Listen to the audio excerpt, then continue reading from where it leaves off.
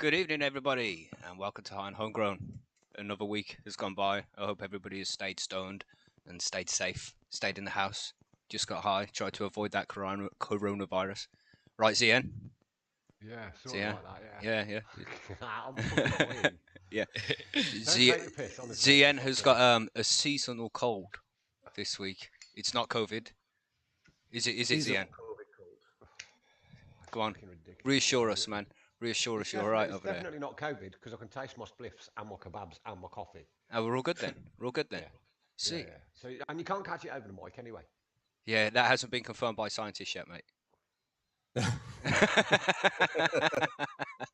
Yeah, man. So, welcome to High and Homegrown, everybody. I hope you're all as good and high as we are. So, I'm Mackie from Percy'sGrowroom.com, and also on the panel we have Monkey. Monkey, you want to say hi, mate? Hey guys, how's it going? It's Monkey down in the southern U.S. You can find me over at Percy's. You can find me on Instagram, and you can find me right here. Hope everybody's high. Let's have some fun. Oh, God. Yeah, man. What's up, Wooly? James? Saw Twisted up there in the chat. Red Eye, Invero, Dirty Dank. Who else we saw? Many people in the chat again tonight. Thanks for joining us, everyone. GB, you want to say hello, mate? Hey, how's it going, everybody? Hope everyone has had a good week and an even better weekend. Yeah, let's get fucking stoned, people. What you want about there? Let's get stoned, man. You should already be stoned before the show starts. Oh, I'm stoned since fucking 9 o'clock this morning, man. I have not been sober, you could say, all day long. TG, what you saying, man? Two states of mind, man. Stoned and asleep. Have you been hitting the dabs this week, TG? Nope.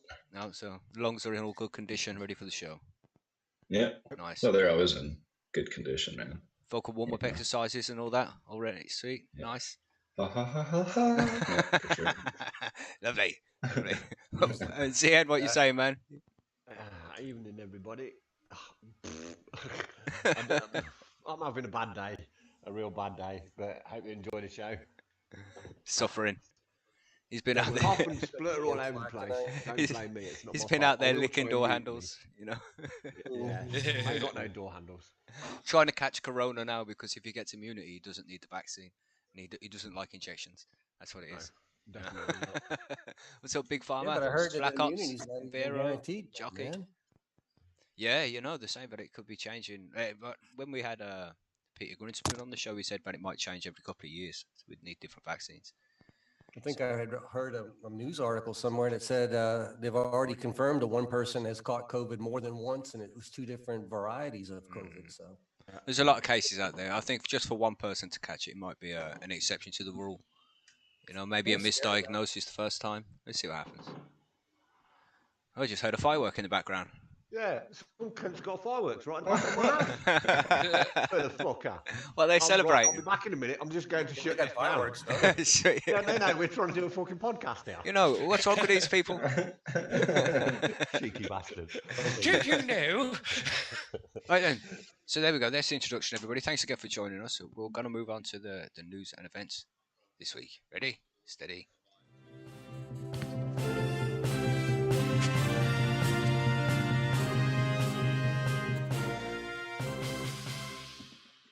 So let's go all YouTube on this. What is up, everybody? I watch too many YouTube videos, man. I don't want to become like that. You know, Mr. Beastie. You know, you got the camera in your face. Beastie. Yep. But Mr. Beast is a good channel, man. If you haven't watched Mr. Beast on YouTube, Mr. Beast 6000, get out there and watch him. It's not weed related. It's just funny shit. So anyway, shout out to Mr. Beast. Right. So news and events this week. Well, who wants to go first, man? TG, you got some interesting news for us, right? Regarding the stuff from last week. Yeah.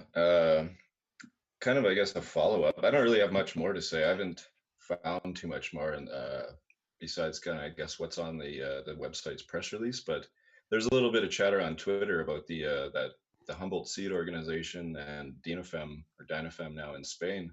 Both have been ceased their activities of selling genetics, and it was, I guess, Interpol had or was involved, and they were the ones that I guess executed the order for a Star Wars kind of reference there. But besides that, doesn't seem like there's much more to be said just yet. People keep asking on Instagram to both companies kind of when you guys are going to be up and going, and the replies are not great. They're just like hopefully sometime, but we don't know. You know, it's not like they seem very Yeah, it's not a positive, I confident. guess, at Yes, we'll this be back point. at some Yeah, point. So they really but don't know what's going on. yeah.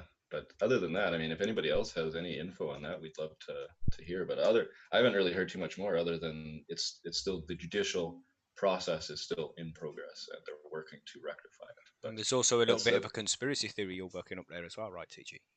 You have some theories. well, yeah, And and I mean, conspiracy again. it's not a. I don't know. I mean, Canada's coming out with a lot of the first time, I guess, companies that are starting to sell genetics here. And not that Canada's a really big player in the whole genetics game, but it does seem a bit strange that these arrests are happening at the same time as legal companies are coming into the fold selling the same type of product, right? Same things always happen with the dispensaries. Coincidence? Black market stuff. I think not. Coincidence never. I don't really think so, but I mean, Interpol, I think, has probably their own priorities, but yeah. Interesting, kind of man. shitty. Yeah. You've got another news story as well, right? Yeah, it's just a quick another one that's unrelated, but a lot more positive. Ann Arbor, Michigan Woo. has actually decriminalized psychedelic mushrooms and other entheogenic plants, such as Cool. like ibogaine and ayahuasca, mescaline, Ayahuasca. Yeah. It's not legalized, but it says the law enforcement priority to investigate and arrest anyone planting, cultivating, purchasing, transporting, distributing, engaging in practices with, or possessing entheogenic plants is the lowest priority for law enforcement. So It's good, man. that's, It's a good move. Yeah, very positive that that's happening there. So yeah, ayahuasca though, that's a strong one. But you know, it's DMT. when any drug is illegal, you know, it creates a unregulated market. Simple as that. Of course. It builds crime. Ayahuasca doesn't. I don't know. The DMT. That doesn't seem like one that people really abuse per se. Ayahuasca is a bit. No, because everyone's harder to scared of me. it. Well, yeah. I mean, when you smoke it, it takes you onto another planet and it's only lasts about 15 minutes. But with the ayahuasca brew, it lasts like 8 hours. a long man. time. Yeah. And yeah, you should probably be in a controlled environment doing that kind of thing. But that's it. Safe space for sure, huh? Like everything. That's it with a shaman and shit. You know, you can't just take that shit recreationally. Well, you can, but it should really be controlled. Yeah, set and setting, just like every psychedelic, right? Indeed. So, Monkey, anyway, what you say, that's man? that's positive. Sorry, TJ. Yeah, that's a positive for sure. Maybe we'll be getting that around the world one day. Hopefully, we can get sensible rules on all of this shit. Yeah, definitely. Maybe. Wow. So, what you say, Monkey? How's things for you, man? Pretty good. I got something here. It was sent to me through the forum by a member, LFC, and it was interesting. It's kind of a lighter side. Spanish police have arrested a couple after spotting a cannabis plant that was growing in their backyard, and the plant was 16 feet tall. The officers were issued a search warrant on the evidence of a telltale smell coming from the monster plant. Man, can you imagine? Is that what it says as well? A telltale smell coming from the monster plant. Is that what it says? Really, just a strange odor coming from this area. This plant was just about to devour a small family as it walked past the garden. Really? They say that the plant was 16 feet tall and just as wide. So 16 foot diameter, 16 foot tall. How many pounds of perfect weed are we talking about here? Go big or go home, yeah. What was strange was that? Like redwood or something? Jesus. They didn't say, man, but I sure would like to know what they were feeding that thing. And that's crazy. Got dead body buried in the garden. And a woman whose nationalities were not revealed appealed in court, and were released on bail. So evidently, you know, it's not that bad of a crime over there to grow a 16-foot plant. You get arrested, but you don't get thrown to prison right away. It's only one plant, bro. Big up status on Facebook for that. That's just obnoxious.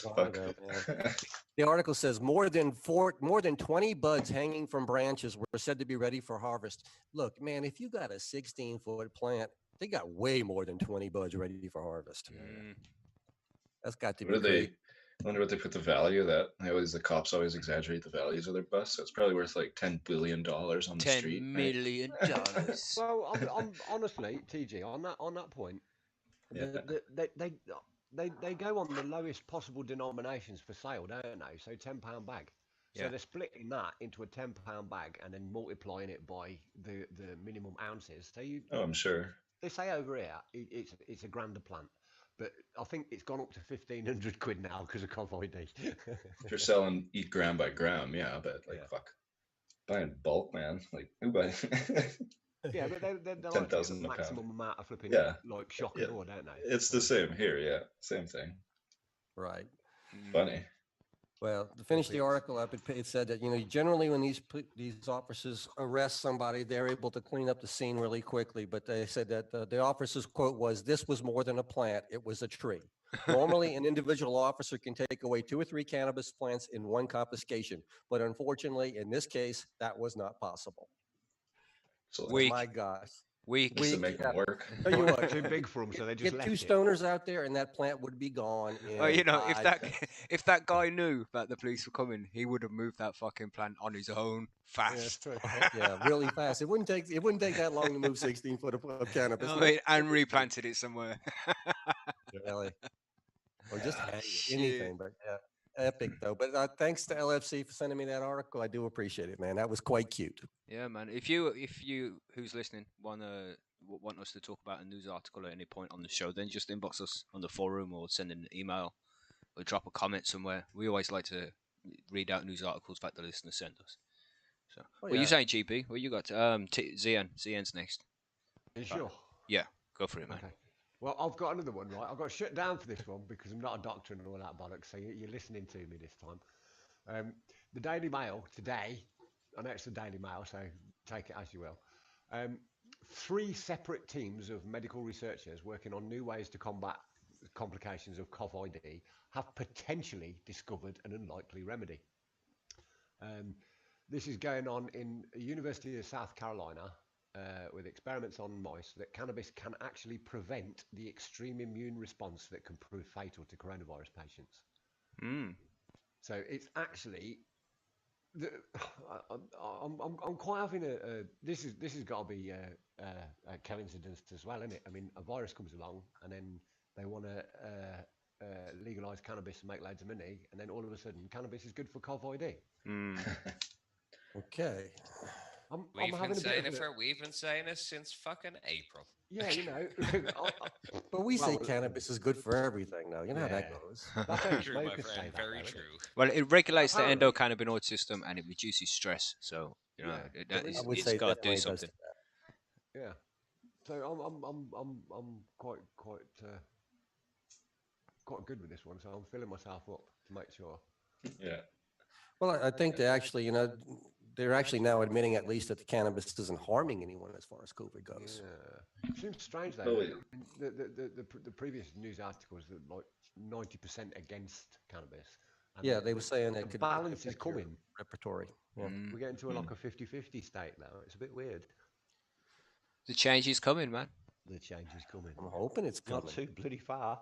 Well, the more studies they do, it's basically inevitable. All these studies are basically going to say there is no harm. They just need to do them. Just like when Nixon did it back in with, I can't remember the name of the study. I really should, because it's a famous marijuana study in the 70s, and it said Nixon's own team, there is nothing bad about cannabis, basically. And he said, fuck that. And he threw it in the garbage and then made it illegal and arrested all the hippies. Yeah, but that's when they gassed that chimp with 1,500 pounds of Yeah. marijuana. that was- Oh yeah, look, it can kill you.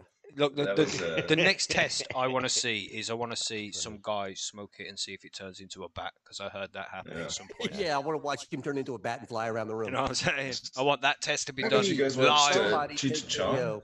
Somebody Sergeant Stadenko in the 3rd movie, he fucking turns into a lizard, man. Smoking all that weed. He's always after. Yeah, for he the meets the guys. Indian in the desert, right? Yeah. How's news your way, GB? Oh, news is terrible our way. Oh, good gosh. Yeah, unfortunately, it's. I should really check beforehand with you guys and then be like, who's got the happy news? And then make sure that you got last. So. Well, it's not great news because it is just been announced that NEFIT, that is like our health agency over here in Ireland, has strongly recommended to the government in the last few hours that we go back to level 5 restrictions. So that is everybody is locked back in their house. They're not allowed to go within is a 3 kilometer radius of their house. Mm, Um, it's just fucking madness. So fuck, man. If this is gonna happen, and I have strong suspicions that it is, make sure you stock up, boys and girls, Mhm. in the next couple of days, because this could be another few weeks. That's gonna be More very lockdown coming. fucking dry. Yeah. Rough, man. This is So- your 3-minute warning from Percy's grow room. Yeah, you have heard it here first, my friends. Got cocoa. Yeah, because got the government ain't going to roots, tell good you to go. until 2 days after it's happened, are they? But the Yeah. cases are just shooting up now, aren't they? All over the place, and Yeah. they're blaming it Because on they lack let of everybody social. go back to bloody school. Don't be silly. I heard is. I heard the government say on the radio that COVID doesn't spread in schools, and they're deep No. cleaning and shit. So it's 'Cause definitely it's not the scared of the head schools. teachers. I know there's been a massive rise since the kids went back to school, but that's just a coincidence, mate. That's just Yeah, has yeah, nothing yeah, to do yeah. with the spread. No. Ad And the hoc fact that ergo pubs and propter hoc, restaurants mate. Correlation and does all- not always equal causation. Well, the they're idiots telling us who here live that in COVID doesn't parties affect and kids, so stuff. We're it doesn't, having won't hurt them. we're having an awful problem with teenagers having big fucking raves and parties. Like there was one Same house here. had 80 something fucking kids in it, and two fucking guards arrived to the door to They tell were going on here too, man. They would call them COVID parties. They would literally Yeah. have them out there just to defy the lockdown. some of these like, and to be quite honest, I blame the parents. Yeah, There was because a the party. parents should be well. Sorry, GM, to cut over you, GM, That's but all right, don't worry. parents should be fucking able to turn around and say, "You are not going to a fucking party." End of story. Yeah, You're but then fucking they'll staying get in. locked up for like wrongful imprisonment, unlawful imprisonment. Wrongful imprisonment, my hole. Your fucking Yeah. child is your child. Yeah, but Your child they'll does be on the phone you to child fucking line. tell. You know what I mean? Yeah, you see, They and that beat is me. the School and problem. unnecessary treatment. They That threw is me the down the stairs. problem. They Yeah. took my PlayStation 5 and it's Yeah. my human right. Yeah. You see, Human that's I've the no longer problem. got These an kids is iPhone thanks woke. to my dad. That is Sorry, the problem everybody, with okay. society. Yeah, man, it's all going crazy. But yeah, you've just got to Well, try yeah, and do your look- own thing, man. Try and ignore everybody else and just try and do your own thing. Wear your mask, stay safe. Don't leave the house Stay unless you really safe. have to, man. Just do Fly your under the thing. radar. Yeah.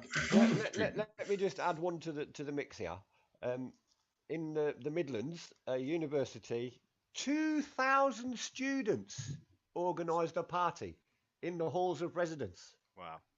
2,000 freaking pupils, and this is the next generation of supposedly flipping country runners and shit. Wow. Woke. Fucking idiots, aren't they? Smart people. Wow. You see what happens, man. Well, it's not the young who are being affected by it. It's it's the older generation, people over 70. They're trying to get really. rid of us. It's the people that's at home that they're coming back to. Yeah. Like it's great. It's great for people. I'm sure that the fucking kids are going back to school because, like, I'm sure some of the mothers and fathers are like, we've had fucking 6 or 7 months of these little shits here now, and because not everybody likes their kids. Everybody likes them. Everybody loves their kids, but fucking not everybody actually likes their kids. True or false? Out there. Yeah. Some people don't. Well, Some people Yeah, don't, it- you know. A lot of some people do families, love their kids indefinitely. Yeah, but absolutely. if they turn up every fucking other day nicking your weed, it just kind of does your head in. Oh, man, now it's getting personal. But If you're out there listening, you little shit, you know who I'm talking to. you keep your fucking ass out of here. You keep your personal problems out of the show. What's wrong with you? Oh, heck. Personal problems, man. You know what I'm saying? Stop But nicking it my is, weed. that's what Sorry, we're saying. Jimmy. It's the kids. Like, it's great to see the kids gone back to school because they do need to have their own social or their own social connections with their friends and with the people of their peers. But for the love of God, they are fucking kids. Yeah. Can they not just fucking put their lives on hold for a year? The rest of us have to put our lives on But the hold. kids, Why can't the nah. kids do it? I'm sorry, man. No, this is I've fallen out with a few people over this. No, you can't And fall I out with don't- people over a small disagreement like that, man. It's I have crazy how fallen people out just with disagree with somebody. each other and they're like, that's it, I'm never speaking to him again in my whole life. You know? I had, and this was only the other day, man. I had a serious argument with somebody over COVID. And it's an argument that for me, I would have just said, okay, grand, well, you're a fucking gobshite, but we just move past it. But this person doesn't want to speak to me now Oh wow. because of my views. And my views are look after yourself. Everybody has to look after Yeah. themselves and look after their own people. You can't I force don't give a people to shit. do shit, man. You can't force Well, people to do no, anything. well, If they that's it. don't Like, want to I wear don't. a mask, it's up to them. You have to just do your thing. You know. That's it. Like, I don't give a fuck if Billy Joe or fucking Mickey Mac down the road fucking get COVID and kick the bucket because they're nothing to do with me at the end of the day. You know, like, I only care about my people that are in my circle. So I keep a mask on and sanitize so that I keep me safe. So I don't give it to them. They give it to me. God help them. I'll kick the shit out of them. You know, but that's the way it is. You just have to look after yourself. Yeah. And with kids go to school, kids do not understand the concept of social distance, No. especially when you're in toddlers going up, even up to fucking 10 and 12 and 13-year-olds that are still running around the playground playing chasing and Yeah. fucking Mhm. shit. You know, you can't do it. At least older kids should have the cop on to say, right, nanny and granddad could fucking die, uncle fucking thing could die. Yeah, but they're probably thinking if they die, then we get that house, and we get that house, and we all. No, it's not even I that. would say there is an awful lot of my materialistic fuckers generation. these days. Yeah, my Right, let's generation. not go off on another tangent there, because now we're going to be discussing economy and shit. This is only the news section. Sounds like a great tangent to do. This I forgot. This Yeah. is higher on homegrown. Yeah, we're only that was high, not Thursday's higher, episode, man. Yeah, That's when we're allowed to just chat shit. We're on strict routine here, and we must stick to it. Yes. Do not get higher. You forgot then, obviously, and let's get carried away. So yes, Irish friends, watch out and buy your weed, man. Yes. See your weed, man. Stock Pay up. your weed, man. But you know, Get don't some stock up to tents. the extent where you're making other people miss out. Don't grab 100 rolls of toilet roll just No, because no. you might need No. it. Be Think smart. about Well, other people get as enough. well. Just get the enough good to last shit. you a week. So you don't have A to week, use 2 like weeks. fucking 2 meters for every wipe of your ass. You know? Yeah. It does, and it's not worth it, man. We bought economy, and holy fuck, that was Crap. the worst 2 months of my life. Yeah. Well, Yeah, not quite, but economy bog around. Anyway, Relatively forum speaking, news. of Any course. forum news? We've got all the competitions running up for this month now. We've got Bud of the Month and Plant of the Month up and running. And they are sponsored by Dutch Passion. Some nice seeds being given away in them. We've also got just a random giveaway where you just enter into the competition by commenting on the thread. And then there'll be a giveaway at the end of the month, and that one's sponsored by Ali Bongo. Some nice stuff given away there as well. There's going to be some more comps coming up. You might have seen the care package video, which Barney's Farm sent. That's the dog's bollocks. You know what I'm saying, lads? It is. It is. It It is. is. There's some great seeds in that package, man. Yeah, man. Really good. There's some big in it, fucking yeah. great little merch there You know, too. that's on our Yeah, YouTube channel if you haven't seen it. Rolling trays and man, good stuff. Yeah, man, loads of good shit. So thanks to Barney's Farm for that. We got some more shit coming as well. We got lots going on right now in regards to competitions. Excellent. Any more news for the forum? We got the LAPO Kush thing. Josh is just about to start his soon, right? Has anybody got their seeds yet? I still haven't Josh got mine. I think I've Josh got has a confirmation of the order. Somebody's the got seeds? seeds. Yeah, a few Somebody's people have got got theirs. What Yeah. the fuck? Well, Well, I guess I'm quite a lot further away than most. Yeah. this one's not a race, so it's no big deal, you know. Yeah, I'll chase it up for the Wow. year. I'll chase it up, see what's It's a going on. race. It's a race for me, man. I gotta win. Well, I mean, but we can do a race comp one time. So you can finish yeah, the man. fastest, highest shield if you want to play that. But I mean, if the forum wants to do that, they just drop us a note and let us know, and we'll get it together. The High on Homegrown like website because we've got highonhomegrown.podbean.com, and if you go there, you can see all the episodes for download. You can just download or listen straight from there, and we've set up that as a nice website now. So check that out if you got time, and download from there if you haven't got a place to download. Sorry, I'm just looking for my Rizzler here.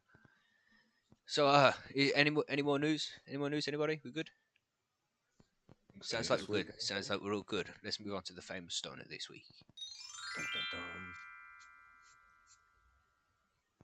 Whose section is this? This G- is me, GB, sorry. that's you. How could I forget that Yeah. after 14 episodes, man? What a stoner.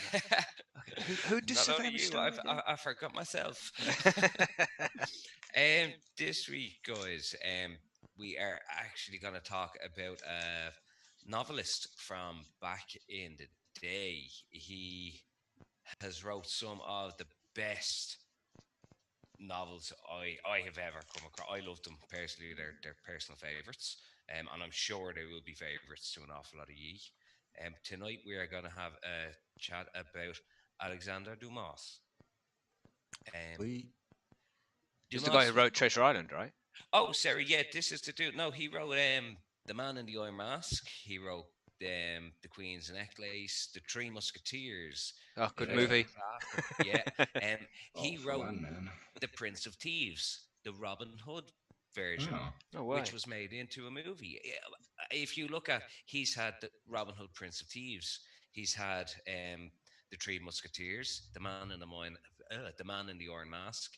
Uh, Shit, there's another one that I just cannot think of off the top of my head. Oh, The Count of Monte Cristo. Ah, yeah. All of those have been made into feature film movies that are excellent movies as well. So I'd highly recommend to watch them. As you can tell, I love all that type of shit. So this guy was a stoner then? This guy was a serious stoner. Where's he getting weed from back in the day? He got it, and it wasn't weed; it was hashish. Ah. yeah. And it wasn't just He's him. French, eh? Yeah. He was Yeah. born. I will give you a little bit of background about him. He was born in 1802 in Villiers-Collerets, and he died in 1870.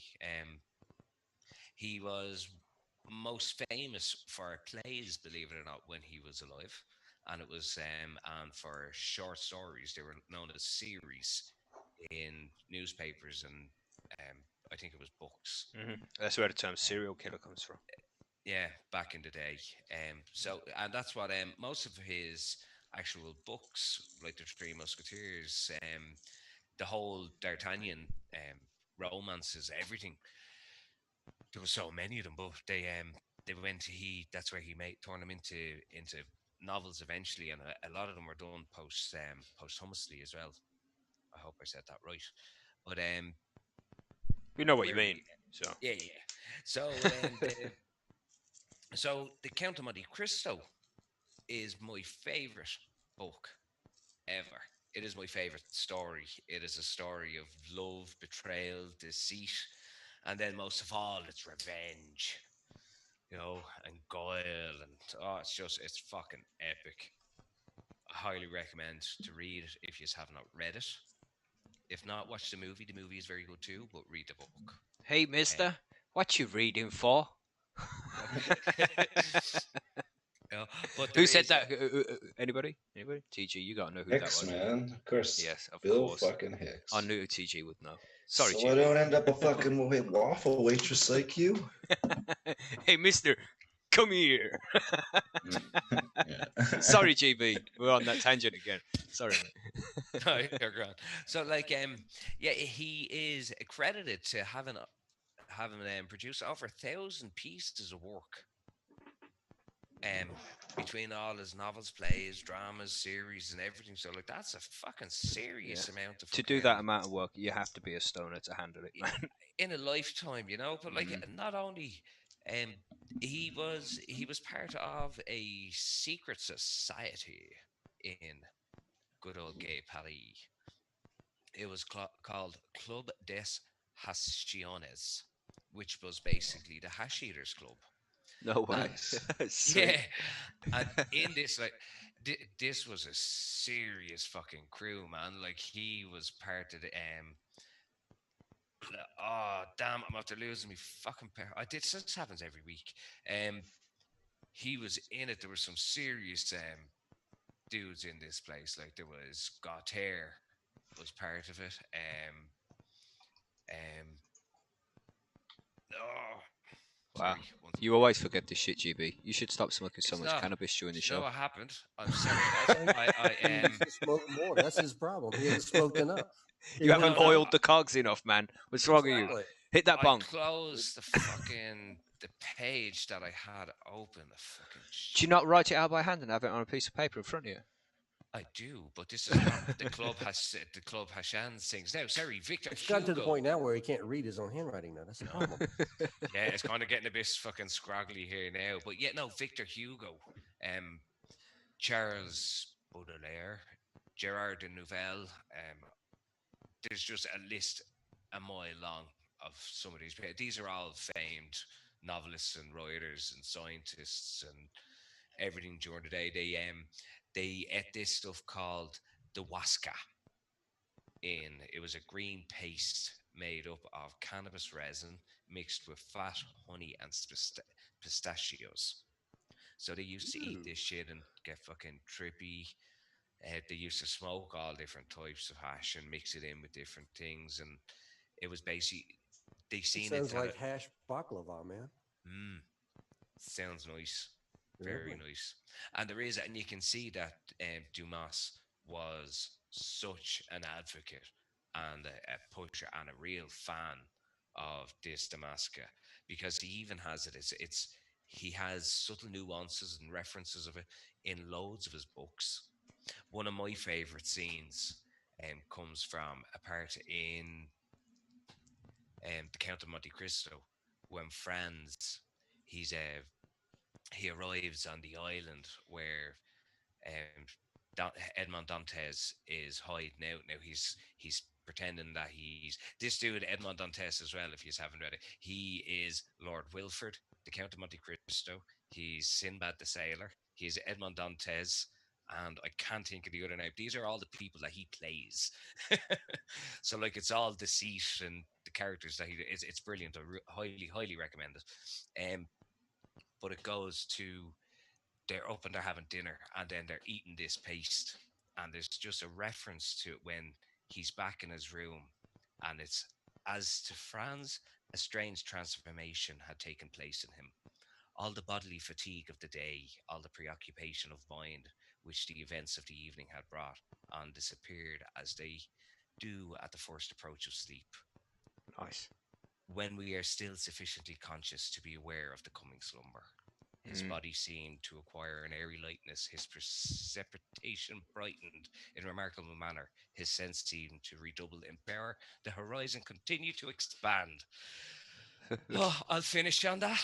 That is just explains cannabis. Yeah, he does, man. Weed That nap. was pretty close. He was taking a weed nap. That's all he was doing. Yeah. Big old one. Yeah. So, and that's the first time in this Franz character has partaken of the hashish. In Vero should we get stoned before reading GB? No, that answers itself, man. You should get stoned before reading Shouldn't anything. you just always be? Yeah. Always be Stoned. stoned. You don't read anything unless you're stoned. Yeah. It's not the same. I read most of it fucking backwards anyway. Oh, but yeah, no, that's Alexander Dumas. So I will actually cover this cafe, the club, sorry, Club des Hashishians properly on another time because it's a fucking epic little establishment. Yeah, man. That was back in the day, 1840. Like, come on. Sweet. It sounds like what we're trying to fight for today. Fucking Exactly. clubs of consumption. Yeah. Before this bullshit regulation bullshit, you know. Yeah. Really. So Okay, that so is- there we go. Thank you very much, GB. Let's move on No to the grow guides this week.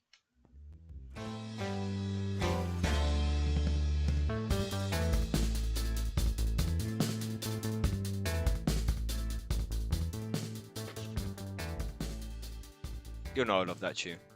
You know that shit. So, grow guides this week. So we've gone through everything so far. We're on the last step, man. The drying and the curing of your cannabis to make sure that it's some good shit. Because if you don't dry it properly, if you dry it too fast, it can be harsh in flavour. And when you smoke it, it'll give you a sore throat because there's chlorophyll trapped in it and shit. You know, if you let it dry for too long, then you risk getting mold and bud rot on there, and that can ruin the whole crop.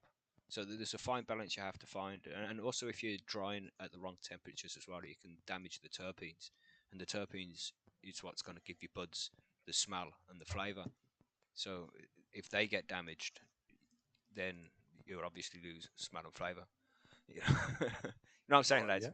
Am I just chatting shit here?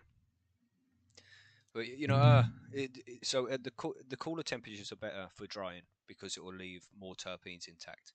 The hotter it gets, the more terpenes are going to be destroyed as well, so you lose more smell and flavor that way. So if you're looking to preserve flavor, you want to try and keep it cool. So what techniques do you use for drying, lads? Does anybody want to take this first? Don't all jump in at once now. I think everybody's watching. Make sure we don't walk on top of each other. I think anybody's afraid so much. But I mean, it's one of them things where we all just really do this kind of thing on our own because in our own different way. Yeah.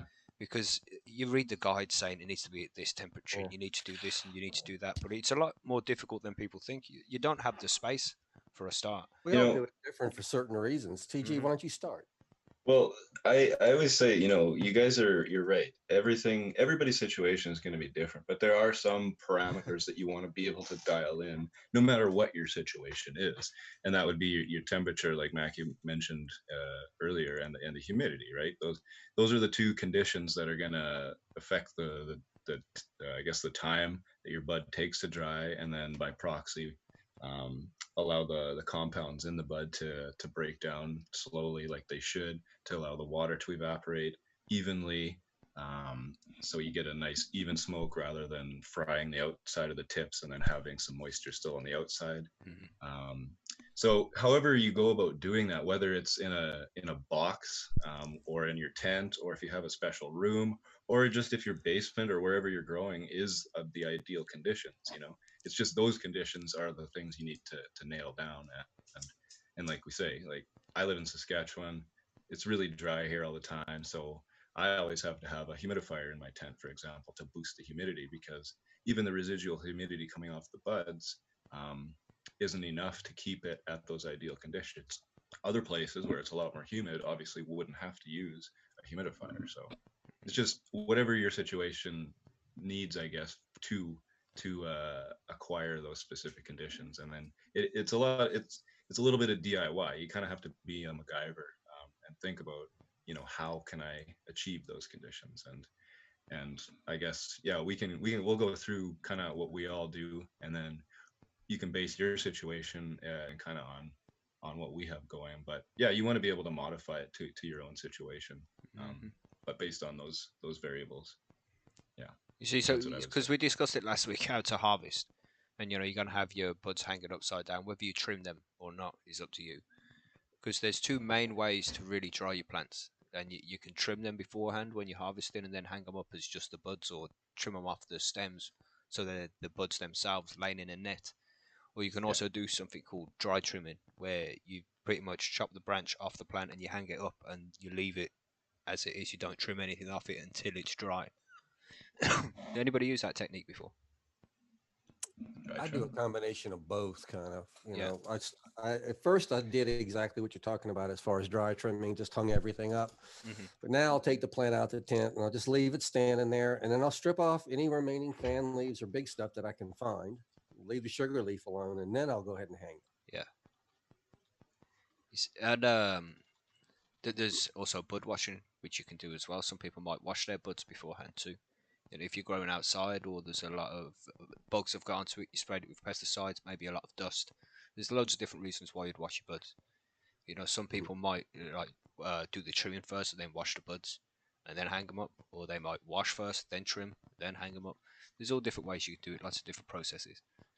But pretty much, you just want to hang them up in a cool environment with a fan blowing. The air needs to be moving around the grow room. Don't blow the fan directly at the buds, because you don't want to dry the outside too quickly. So if you dry the outside too quick, just a super gentle movement of air in the room, just a swirling of the air. Because if you don't keep the air moving, you'll get pockets. PC fan works well. Yeah, anything right, and only a small fan as well. You don't want to blast it. You don't want to remove the humidity too fast. Two 4-inch fans in my room, and it's plenty. Just enough to keep that air just barely moving. Yeah, define cool, Mackie. It's like 22 degrees mine. Well, yeah, even lower than that if you can. I mean, down to 18 is good. Yeah, and sorry, Envero, I didn't realize, I guess, those parameters I mentioned. Yeah, the temperature. Yeah, we hadn't got there yet. Oh, yeah, okay. It's all good. We're there now. Okay, yeah, those are important, obviously, and you wanna be able to nail them down. But yeah, I always say 50 to 55 humidity, and about 18 Celsius. If if you can get there. Yeah. If I can get that, I'm happy, man. Yeah, I mean, That sounds 18C like is nice good one. because, as I said, the higher in temperature you get, the more you're going to damage the terpenes, and some terpenes won't survive at like 22 degrees C. The weaker ones will die off, and there's some terpenes like the pineapple flavor terpene apparently dies off when it goes above 15 degrees C, and that's where you Yeah. don't find pineapple tasting weed very often because it's hard to keep it at that Yeah. low temperatures. There's actually a really good article that I'll post in the forums talking exactly about this and how curing affects a lot of the monoterpenes, the sesquiterpenes. Like it's a chemistry stuff, but there's various types of terpenes, and some of them are more, like Mackie said, robust than others. And yeah, you lose a lot of unique flavors when you cut and then when you start drying, because a lot of those compounds are very unstable. So you got to make sure you can try and dial in those conditions to try and preserve those as best you can. You see, the important thing, like we said, is to keep air moving around the grow tent, because if the air gets stale pockets in it, then there's going to be mold spores which are everywhere. But when the conditions are right, they'll germinate and start growing, which will make your buds moldy and it'll keep your bud rot. But if you can keep the air moving and make sure there's no stale air pockets, then it makes it harder for the mold spores to germinate in the first place. So it's important to Right. have that air blowing around. But again, don't blow it directly at the buds, because if you blow it directly at the buds, it dries the outside of the buds out, but the inside's still got a lot of moisture trapped in there, and it won't be able to get out so quickly because the outside's dry like a casing. So you want to try and dry the buds out slowly so they dry evenly. Mm. So how long do you think it takes for your buds to dry on average? You want to take that, Zian? 7 to 10 days, I'm usually aiming for. Mm. I've had faster and they're not as good. I've had slower and they're better, but I can't really get slower. I mean, more 7 to 10 days. I'm lucky if I get 10 days out of it. Yeah. But yeah, that's round about where I aim for anyway. Yeah. And it's nice to have the time to dry, because obviously when you harvest, most of the time your jars are empty. Yeah, You haven't got anything, so yeah, you want to, true. you don't want to wait 2 weeks for your buds to dry, man. You want to. It's not like you want to speed dry it because it will ruin it, but you don't want to take too long at the same time. So, Drying times will vary too, depending on whether or not you're hanging a whole plant, or as mm-hmm. you can see in my picture, I have that rack with the screens there that Mackie was talking about. Yeah. That one I wet trim, so I'll trim all the buds and then I'll cut each individual bud off the stem. So I don't have to have stems. I just lay them all in there, and then it dries quite nicely How as long long does as it they're take? spaced properly. Depends on the size of the buds, I like I have smokable bud after about 4 days, like the really small larvae kind of stuff. But in general, like the properly, dense, hard top cola type stuff, that'll take, just the same as Zombie said, like 7 to 10.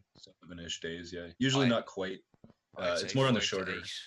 Yeah. Yeah. It's like around 8 days kind of max. It's But, I do the very same as I manicure the plant down while she's still on the plant, Mm. and then I take off the buds individually and stick them onto a net. I put the biggest buds up top and I put the lowest buds down the bottom. I keep her at about between 17 and 18 degrees. Mm. Yeah. Where's that fuzziness coming from? Where the fuzziness then? It's gone now. My bad. So. Well, I heard it for a second. I ignored it. It's one of those things. Yeah, so Mhm. yeah, and then I just keep one 18-inch or one 8-inch fan pointed down and at the kind of down and at an angle, so Right. it creates a kind of a circle around, but no air Right. actually points directly at the bud. Turbulence. That's all you Yeah, want. that so it just just turns it, keeps blows it right into the wall. nice movement in it. Yeah. Yeah. Yeah, because the moist air it will stagnate and just kind of sit around your buds as it evaporates out of them. So yeah, you definitely want to be refreshing that, and Yeah. as well exhausting the air too. I mean, you got to refresh the air in your space, assuming you're drying in your tent or a small space, because that will get Now I normally saturated. Right. So what's happening during the drying process is the moisture inside the buds is leaving, but if that happens too quickly, it doesn't give the plant time to break down the sugars and the starches inside it, like chlorophyll. And the more chlorophyll you've got in the bud at the end when it's dry, that's going to make the smoke harsh. So the longer you can leave it to give the plant time to break down them sugars and starches, the better. Mm-hmm. So you don't want it to leave it too or to leave it too long. because you lose some of the goodness of the bud as well. Yeah, for Yeah. sure. And you don't want to let it be too dry either, because you're going to No. cure it after it's reached a certain stage of drying. But and Big Farm, Black Ops mentioned here as well. It needs to be in the dark. It needs to be a blackout situation, Oh yeah. which is true. Oh It's yeah. good to make sure that these things dry in the dark, because you don't want to Stoners. encourage the production of chlorophyll again Details. when the light hits the plant. Yeah. Mhm. You know. Yeah, I've been taking mine a little bit in phases lately. Started experimenting a while ago. When the colas are long, I'll usually after 7 days, I'll take the top of the colas, like the first maybe 3 to 4 inches of the cola. It'll be plenty dry enough to go ahead and do a finished dry trim, and I'll go ahead and jar that up with the hygrometers and everything else. And I'll usually leave the other ends, the parts that are on the thicker stems, seem to take a little bit longer to dry because I guess moisture in the Hmm. stems down there or something. But anyway, I'll usually leave those for an extra 2 to 3 days, and then I'll take those off and put those in jars and do the same thing. But won't So take it all at once. So after hanging these things up in the dark between 18 and 22 degrees Celsius, with a slight breeze blowing around the tent, Yeah. that's about it, really. Yeah. Pretty Well, much, well, yeah. I do. Just Yeah. And Well, then you just wait until they're dry. Well, I And the think that humidity. oh yeah, what humidity? You want to go 55 to 60% maximum, and you'll see the humidity in the first few days after harvest. It will be much higher because there's a lot more moisture leaving the plant because it's easier for Yeah, it to do for so. sure. and turn up your You know, extraction. so don't be That's what I too do. don't be too concerned by that. Just turn up the extraction, It's but Yeah. it's don't. pretty crazy how much moisture they lose in the first 2 days Yeah. compared to the last, Oh, 5 days. you could be spiking like Hmm. fucking But as long as you in the keep high that air moving, eighties. it's all good. Yeah. If Yeah, it, yeah, just exhausted and then lower it down and as you need to. When you get down to the right kind of the 55, you can lower your extraction back down to try keep it in the sweet zone. Yeah.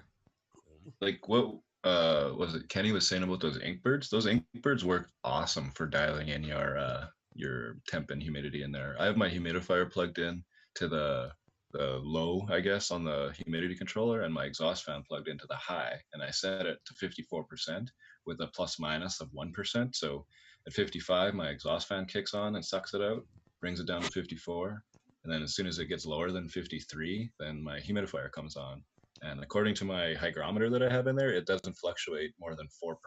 So that's a really good option to use those things, or Mm. any temperature humidity controller. You see, Obviously, you need to space it, or size it for your space. But I'm growing in a 32 by 32 by 62 inch, um, or I'm drying, sorry, and it works amazing for that. So that's something to consider too. yeah, man. Harvey will answer that question in the Q and A, mate. I've written it down, so we'll get to that in the Q and A later on in the show. It's a good question. Um, so when do we think that this shit is dry, man? How do you decide yourselves? What do you think, GB? When do you think your buds are dry? How do you check, like? Uh, Because for you me, also are off the buds as well, and you're off the stem, so you've mine just are got off buds. the stems. So Yeah, how do so you they're check that that's dry? well, I checked it. I like to see that there's that they're kind of going a little bit crispy on the outside, but that you can see if you break them open, Mm. you can still see that they're just that little bit on the inside. Yeah, yeah. That they're still that little bit damp. There's that, and then I still leave like on the top cola. There would be a couple of ones that I'd still leave, so I'd leave a one branch with kind of two or three. So I check the branch Yeah. as I'm going along. So I kind of do a mix of a few Mm. different things. I I think. obviously, as you said, yeah. Oh, sorry, you can finish, GB. Oh no, I leave them in. I start with the bottom ones and I look and I just kind of check them all. I turn my buds as well. Mm. Yeah. I don't know if you should or not. See, I like to leave it until the buds are snapping, like audibly snapping clean off the branches, because then you know right. that there's enough moisture gone. Because if there's too much moisture in the bud when you begin to cure it, that moisture is going to disperse back throughout the buds, like it's locked in the center, but it feels crispy on the outside. And when that moisture disperses through the buds again, there's some terpenes again that do the smell and flavor that are going to be damaged by that moisture. So you Yeah. want to make sure that the buds are properly dry before you start curing them. Otherwise, you're gonna fuck up the flavor and the taste, and it's an important factor for a lot of us growers. You know, you want to make sure that that shit's done right. So I always, Well, but you don't want to leave it until it's too dry as well. So it's a fine to stage. in to Invero's point there about the top cola being the most moist, the way I do it the same as GB. Like with my screen, you can see there, Mm, and I don't have any stems to snap, per se. I yeah, could leave some, but I don't really like using that as a very accurate way because I've been burned before using that. yeah, So yeah. what I do is I like to weigh. I weigh the heaviest cola, so the biggest cola, or at least in my opinion, roughly the biggest cola, and you get that. So say it weighs 20 grams wet. Whenever it weighs 75% less, so 5 grams, that's when I would say it's dry enough. Right. And that usually Yeah, is a good pretty plan. good approximation in my So there you go experience. for you new growers there. Just in case you didn't understand what happened just then, when you dry in your buds, they're gonna shrink. They're not gonna weigh Mm, like a third One of what they fucking 1/4 weighed. of the original is Yeah, what yeah. you get. Yeah, that's a great hack if they're really listening and paying attention. When you have to guess the weight of a harvest and somebody tells you the wet weight, there's a yeah, hack right there. quarter of Five it. percent, man. It's really accurate, actually. So yeah, man. So So shit's dry, goes into jars. What you do next? Monkey, you want to Um, go for that? yeah, I mean, I've started. I actually bit the bullet and went and bought the hygrometers, the little battery operated ones. They're not that expensive. I think they're probably Cool. about $2 per, and they last a while. Hmm. So I actually, after I get them, the buds are down. I do a finished dry trim on them, get them the way I want them to look, and then they go into quart mason jars. And I put my jars at just a little over 3/4 full. We put the hygrometer in it, and I close the jars. They go into a dark cupboard. And then every day I open them up. I look at the hygrometers. If I'm above 55%, they get burnt, and if All they're right. not above 55%, they get left alone. You see, I like I don't really check the humidity and shit inside my jars. I just know the texture and the sound mainly. Yeah. You know, you can tell when they're at the right texture because you can hear them rattle when you shake the jar. Yeah. But and when they're That's soft, you don't really hear it so well because they're soft. Well, I bought the hygrometers because mm, I experienced some bud rot, and I mm. said, okay, I'm a technology guy. I What like was that numbers. inside the jars? No, but it just scared me enough that I Yeah, just wanted to do this, and it's one of the deals. So a couple of quid for peace of mind, man. You can't complain, can you? no, I mean, come on, look, I spent less than $30 US for a dozen of these things, and for all that work and all that time, man, it's money well spent, in my opinion, at least. Yeah, well, the Probably a humidity good is idea to probably get some spare batteries for them too. Yeah, the batteries came included on these, and I expect the batteries probably to last a year. And you don't need you can, them. I They're don't nice really to need them, have, Depends on how but long you know, them little hygrometers have been sitting on the shelf. I got some and the batteries disappeared in about a month and a half. yeah. that's fine. I'm not worried about that. Like I said, this was just peace of mind and money well spent for the number of ounces that this is in my mind going to save. I'm not worried about it, Yeah, yeah. not at all. you can see there the way I do on Oh yeah, the Nice. flash. I have the biggest on top. Yeah. Yours is white, mine's black. Same shit. Yeah, it's the exact same. Yeah, no. Yeah. While curing in these jars, you know, you got to make sure that the jars are airtight and don't fill them any more than 3/4 full, because you want space for air to move. You shake them up every couple of hours or something if you need to, Yeah. Yeah. Good call. and then after Mm. like 24 hours on the first one, on your first burp, after about 24 hours, open up the jars again for 10 minutes or so just to let the old air out and put some new stuff in, and you'll be able to Mhm. feel the buds at this point, and they'll feel like they'll feel wet again. Not massively, they'll be damp, but they shouldn't be as dry as what they were. If that happens, then you've probably over dried them. But they should return to a little bit of wetness. And then you leave it for 10 minutes to let that air escape and for them to dry out a bit more, put the lid back on. And then again, the next day around the same time, burp them again, do the same thing. And that will carry on for about a week. That's what I do. What do you guys do?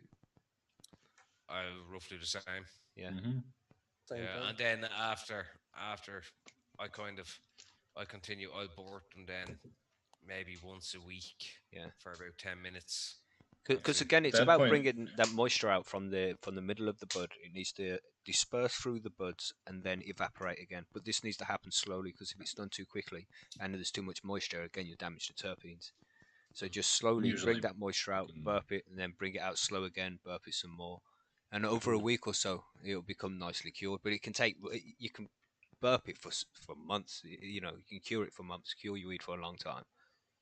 What are you saying, Now, if you TG? have Sorry. enough, oh, I was just gonna Yeah. say, yeah. I mean, like the week, I would say a week is probably necessary at least. But I always find afterwards, like second week on, I burp it, but it's because I'm always just like stealing cookies from the cookie jar kind of thing. So they Hmm. get opened Yeah. randomly throughout the day, and you shake it around, like you said, to move the air around, and yeah, it's curing is kind of like a for me at least, it's an in progress thing, or it happens at the same time as me fucking smoking the shit out of it too. Really, you Hmm. cure it till it's done. Cure Yeah, it till it's exactly. gone. Yeah, enjoy it Cure, until like Fish said a couple of weeks ago, he cures his weed until his jars are empty.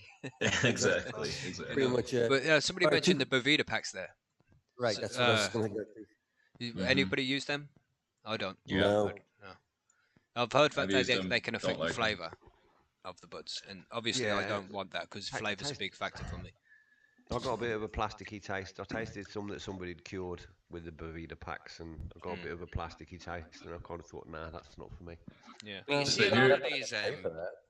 here in Canada, they use the shit out of them. A lot of the illegal companies put them in the jars with them and stuff. And they, it's not the Boveda's pack's fault. It's the jars that are not sealed. So they always just come back crusty as fuck anyway. But yeah, in my experience, I don't really like them.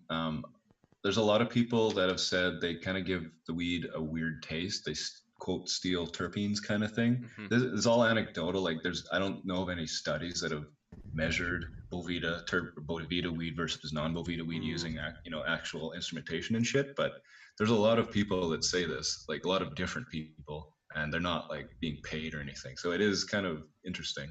Well, the thing But is, the way I like to see it is them for kind of things are for people who don't grow their own. And if you grow your own and you need to restore humidity to some buds, then you can always drop a small leaf from your plant into the That's all jar, I do. and Yeah. then that will restore moisture, but not interfere with the flavor of the cannabis either, because you're just putting cannabis into a wet leaf, and that will let some of the moisture out and put it into the buds. You don't want to go too crazy, not a massive leaf, just a small one will do. But that's a good way to put moisture back into the buds. my opinion would say if your bud is properly dried and cured, you shouldn't need moisture packs of any Hmm. kind. Hmm. Um, what you should do though is as you work your way, like say you start in a big jar, right? You should, as you move or as you use your weed, you should rejar it to not have a giant space of open air, because that open air, the more you open Yeah, it, yeah. that's going to dry out your weed. So if you can keep just that little pocket of air kind of the whole Yeah, that's time, it. just Sorry, after about a that's week, important. because you're curing first for about a week where you do need that space. But then Mm, after that, when the weed's properly dried and it's ready for long-term storage, then fill the jar up. You don't want too much air in there for it to evaporate into. yeah, And you sure. just let all that moisture disperse around the buds nicely, what's left, and it turns it into it smells so nice when it's properly cured. Mm. Properly packed weed like that, like I say, shouldn't need any sort of packs or humidity packs or anything, because, like you just said, there's only that little bit of air, so there shouldn't be enough air to evaporate into, right? So that's a True. good way to keep your weed fresh and not have to buy all that like extra bullshit So that's about it that then. may or may That's not work. that's drying and curing, man. Hang the shit up, wait for it to dry. Takes about a week. Stick it in the jars. Burp it every day for about a week, and then you can Right. store it. And when it's properly dried, get the little humidity sensors if you need to. And then when it's like between 55, 58%, then it's good to be stored. what Well, it is, it's like making a fine wine, Hmm. or making beer. The first couple of brews that you make probably won't be 100%. They won't be, but every time you do a grow, it just gets better and better, and you know more of the plant, and it comes more natural. Mm. Hmm. yeah.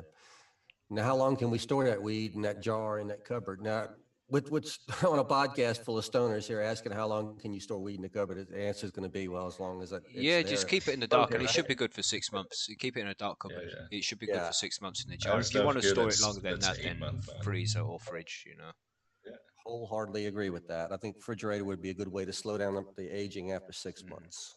Just Some make people sure even freeze it, man. well, fucking good if it's in Bourbon. the fridge, because that's kind of a shitty environment. You get smells in your fridge, and as long as assuming there's other stuff in your fridge. So if you're gonna do that, make sure you have it sealed extremely well. Oh yeah, glass jars. Yeah, in Mhm. Vero Yeah, just I there. use What is vacuum burping? sealed. I mean, how long for? It's like 5 seconds, 1 minute. No, you just burp the jar for like 10 minutes. Leave it open. Just let the old air Yeah. out. Give the jar a shake before you open it. Things like that. Mm. Just make sure that all the old air has escaped from the container. And I'm then always afraid of And you- busting tri. that's another thing. You will jars up. use glass jars for yours, right? Yeah, I To use cure your killer shit. jars. Yeah. I use Mason plastic jars. Make tubs, sure man. you don't shake it while the jar's open. Yeah, that's a Really? good Yeah, idea. obviously. Ultimate stoner mistake. It's not an obviously. I've done it. I've So, done it yeah. twice. Oh, It's yes. raining buds. Mm. Mm. Oscar makes some good points there about the humidity. I keep mine between 58 and 62. What I think is, you Yeah. just learn to. Inside the jar, you're talking. Well, I use plastic tubs, man, because I know for sure that they're airtight, and that's an important factor Sure, for yeah. me. And it's not like when plastic tubs are new, they can have a little bit of a scent to them, but these have been used many times, so it's just weed now in there. Really, only ever smells like weed, and it's Right. really nice to cure in there because I know that it's really airtight and all that moisture is dispersing well throughout the buds. Mm. It's good Never shit, had man. that much to cure at one time yet, so maybe Yeah. that's a new experience I have to undertake. Just grow a ton of weed so I can cure it the way Mackie does. Just don't fuck it up, guys, because you grew for 4 months, maybe longer, with some old Ooh, school that's old man's true. haze, and you have 7 days, and you dry too fast or too hot, and it tastes like shit. And yeah, I guess be I could careful. lose one jar and I wouldn't lose much, but if Mackie lost one tub, that'd be losing a lot. Hmm. That's what happened this summer for me, because we had heat waves here in Saskatchewan. It was fucking like 28 degrees in my grow, like down in my basement as an ambient temperature. Big. And of course, I had harvesting, and I dried some sweet tooth and some dark livers at 28. And I can say the sweet tooth tasted like nothing. It just tasted like weed, Yeah. But it still worked because THC and CBD and some of the other cannabinoids they vaporize at a lot higher temperatures, but the terps were basically gone. Yeah. And it was just fluffy, kind of crusty. Just like I say, it was the lowest of low mids. So drying is really At important. the minute, I think. Big Yeah. Pharma asked Oh, there, way no too issues hot. with static using plastic. He's like, no, I don't get no issues with static, man. It's all good. We Uh-huh. could all let it Wilco keep- 15-liter tub holds holds a kilo. Fuck it hell. That's handy to know. So that's a lot of weed. Right, so I think that's about it for the grow guides on this section. So next week, I think Invero mentioned this isn't the last step because we need to explain how to use it, and that's a very good fucking point. So next Ooh, week, man. we'll be discussing what you can do with your harvest next. Oh. You're gonna make joints of it here in a bowl, make some edibles, make some extracts. What you're gonna do, man? We'll discuss what you can do with your weed on the next show. I think that's a good idea. Excellent. That's a great idea. It's Yeah, a very good one. Sweet, yeah. So thanks for the idea there, Invero. You all help make this show. Just as much as we do, man. We need what you want to hear. We'll make that content. So just always let us know. We do talk amongst ourselves all the time, and it's like it'd be weird if we just fucking talk to ourselves. So yeah, you guys are as part of this shit as we are. Yeah, Absolutely. Right. So with that, we should move on to strain of the week and get the interview going as quickly as possible because we're running out of time. We've only got an hour left. Oh shit. Long. All right, here we go. Strain of the week. Down to you, monkey. Oh, you didn't give me a ding that time, but I'll Oh, take ding. it. Sorry, ding. It was recorded last week, so Sorry, Jake. I just got a bit distracted because it was like not responding, and the software stopped responding, and then TG said, "Oh shit," and I'm like, "Oh fucking hell, has the fucking stream gone down?" But no, it's all good. We're still here, so panic over, ping. So Ping. Let's that's talk you, about monkey. strain of the week. Yeah, This week, let's do it. talk about Tangy.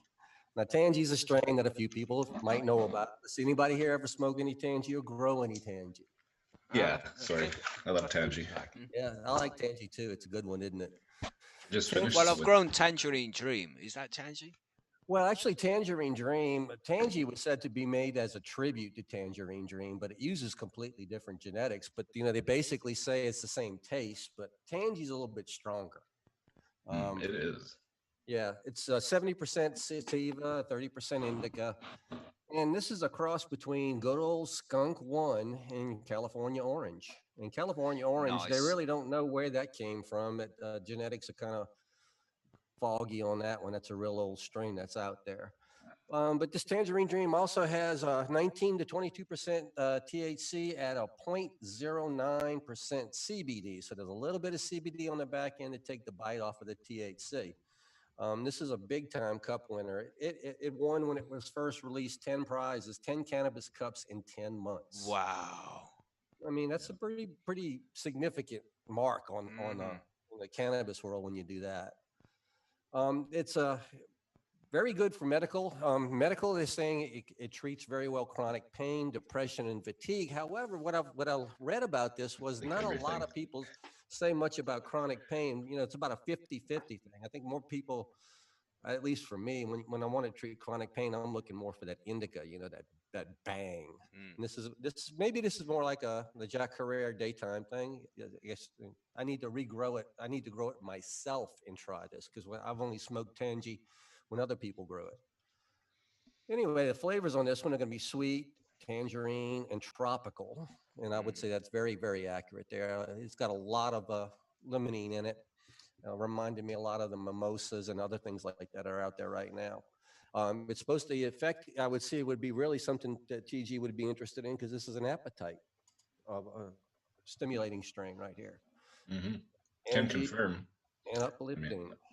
Yeah. I have some. I just grew a cross of Tangy crossed with kosher Tangy, so a lot of Tangy in there What, called Gold what is Rush from what is kosher Tangy? I believe kosher Kush crossed with Tangy. That actually sounds delicious. Be honest with you. And the stuff that I grew actually it has that. It's not orange, but it's got that kind of more like bitter, like a tangerine, right? Exactly like a Yeah. tangerine. The difference between a tangerine and an orange. Hopefully, everybody's had the two to be able to know what that comparison means. But it is really true to taste. I will say. Yeah. Yeah, I mean, I've had strains like exactly what you're talking about. Some of them have a mandarin flavor, or some of them have a tangerine flavor, and you have to just know citrus. No, man, Yeah, I've had one of them those all, and deals. you know what? They all taste like oranges to me. Yeah, well, I that's what I live in mean. citrus country, though, man. Subtle. I know what citrus tastes like, and there's a difference. A clementine versus a navel orange. There is such a huge difference in flavor in those two. It tastes And like then, don't orange. even get me started with blood oranges, man. Oh my gosh! But anyway, that's Does a that taste whole like different. orange with a little bit of iron in there? Yeah, I'm with Mackie. Like a I little think they all just taste It like really, orange. it's a vampire orange, but anyway. But that Tangy, that's one of the favorites, isn't it, Monkey, of a friend of the podcast, Milo Oh yeah, Young. oh Hmm. yeah, oh yeah. Mm. Tangy, Nice. Tangy has been mentioned by a few of our people from the interviews. Tangy is a plant that if you're going to grow the original Tangy indoors, you have to be careful because it does tend to want to get tall. So it's always recommended. Scrog comes right to mind. Anytime you look in growth of Tangy indoors, people recommend Scrog. And I would have to tell you for sure that Scrog is a way to go if you really want to get after it. Because man, you can take a tall plant and you can tuck it into Scrog and you can make a tent full of it Scrog is pretty. always the way to go, man. It really is. Yeah. You put your work up front in the beginning, and at the end, all you do is reap the rewards. Mm. But yeah, you got to do Same that thing work. with super soil. Shameless plug. Shameless plug. Oh no, I'm not. That's not a shameless plug, man. You've actually got me thinking about it. I'm not there yet, but one day you Yeah. actually might convert me to at least one tent trying it. But we're getting Uh, closer. yeah. We're getting No, closer. Tangy's great, man. I bought some Tangy one time. It literally I thought it was fake because it tasted and smelled like the taste. Obviously, when you put fire to stuff, it kind of just tastes like weed. But it literally smelled like somebody had taken a package of Tang. Like if you've ever had orange Tang, that shitty fucking drink, the drink crystals or whatever. Not Yep, shitty. Tang's fucking awesome. I know what you're Anyway, talking about, though. it's they sprinkled that shit on them, and it because that smelled like I was like this. There's no way they must have sprinkled Tang because this smells like fucking Tang, and but it wasn't, man. It tasted great, worked great. It's good stuff. I grew some amnesia fast. That it's one of these strange things, Mackie. If you want to talk about the simulation again, and here we goes. But Well, yeah, I'll talk about the simulation again. If you want to go there, we'll do that. But anyway, the amnesia that I grew when I bust the buds up with that, I smell exactly what you're talking about, TG. I smell that tang, that mandarin, that almost fake flavor in my nostrils every time I do it. My wife, I said, "Smell this," and she says, "I just smell weed." Yeah. So, the simulation just throwing different code together. Yeah, that's exactly. what it is. She's in a different code. That's exactly what it is, though. But That's no, why I would everything recommend tastes like chicken. Remember. give Tangy a try. Give it a grow. I'm gonna have to give it a grow because like I said, I've only smoked it. I've never grown it, but give it a Where shot. do you get it? Like what breeder? I was interested in. Like DNA Genetics was the original out of Amsterdam, and I know it's available from 2 or 3 sources. But you know what? To be honest with you, I didn't look that up. So while we're talking and before the end of the podcast, I'll have you that information. See, cool. One of those deals. I'm sorry about that. You know, fell down on my job. How's that? My god! Oh my god! Cara. The first mistake so we have ever much made in the convoluted history of high and homegrown. And Vero was saying in chat though about as far as Tangy goes, and I can verify that. Anytime you can have these really orange flavors that are really delicate, the terpenes, you really need to do a slow cure at low temperature to really preserve those flavors. And that ties into our grow tips, you know, curing slow, curing low, and preserving that flavor. That's right. Try for as long as you can, really, in a nice cool temperature, and it'll bring out them flavors. Preserve them. You know, don't try too fast; you'll regret it.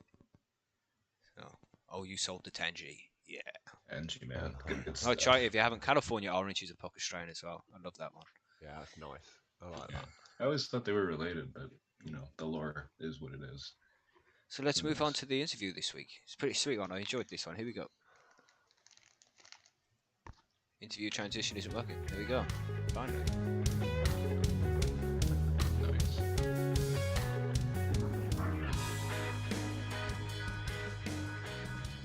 And I think my computer's getting old and I need a new one because it just struggles with pushing out all this data sometimes. A little bit laggy there I was. Can you hear me? Are you still there? Yeah. Hey, we haven't lagged out. All right, yeah. Man, I get really anxious doing this show sometimes. You know? Still all here. You know, right? So the interview this week is with Phil Monk, who's a cannabis activist in the UK, and he's part of a group called We the Undersigned, and he explains what that is throughout the interview. But very interesting, some very good points made about the human rights law and human rights infringement with cannabis legislation. It was a really, really interesting guy and a really interesting interview. Yeah, man. Yeah, he has a different approach than Carly to legalization, but you know, I think they both deserve a listen. And they know each other as well. Phil mentions that in the interview. Him and Carly have met and spoke about it. You know, Carly Barton, who we had on last week, to discuss They both CanCard. want the same thing. Yeah. You know, they both want legalization of cannabis for people who need it. Everybody go to Patreon so Mackie can get a new computer. Yes, please. That's how that works. Really appreciate one of those, man. You know, new computer, and we all need new microphones and shit too. And I need a yacht. I seen this yacht up on the internet there. Yeah. Anyway, where were we? Somewhere around the interview, I think. Yeah, so hopefully we might be able to get Phil and Carly on together, and so we can discuss all the different things that they have, you know, but where they have differences of opinion on things.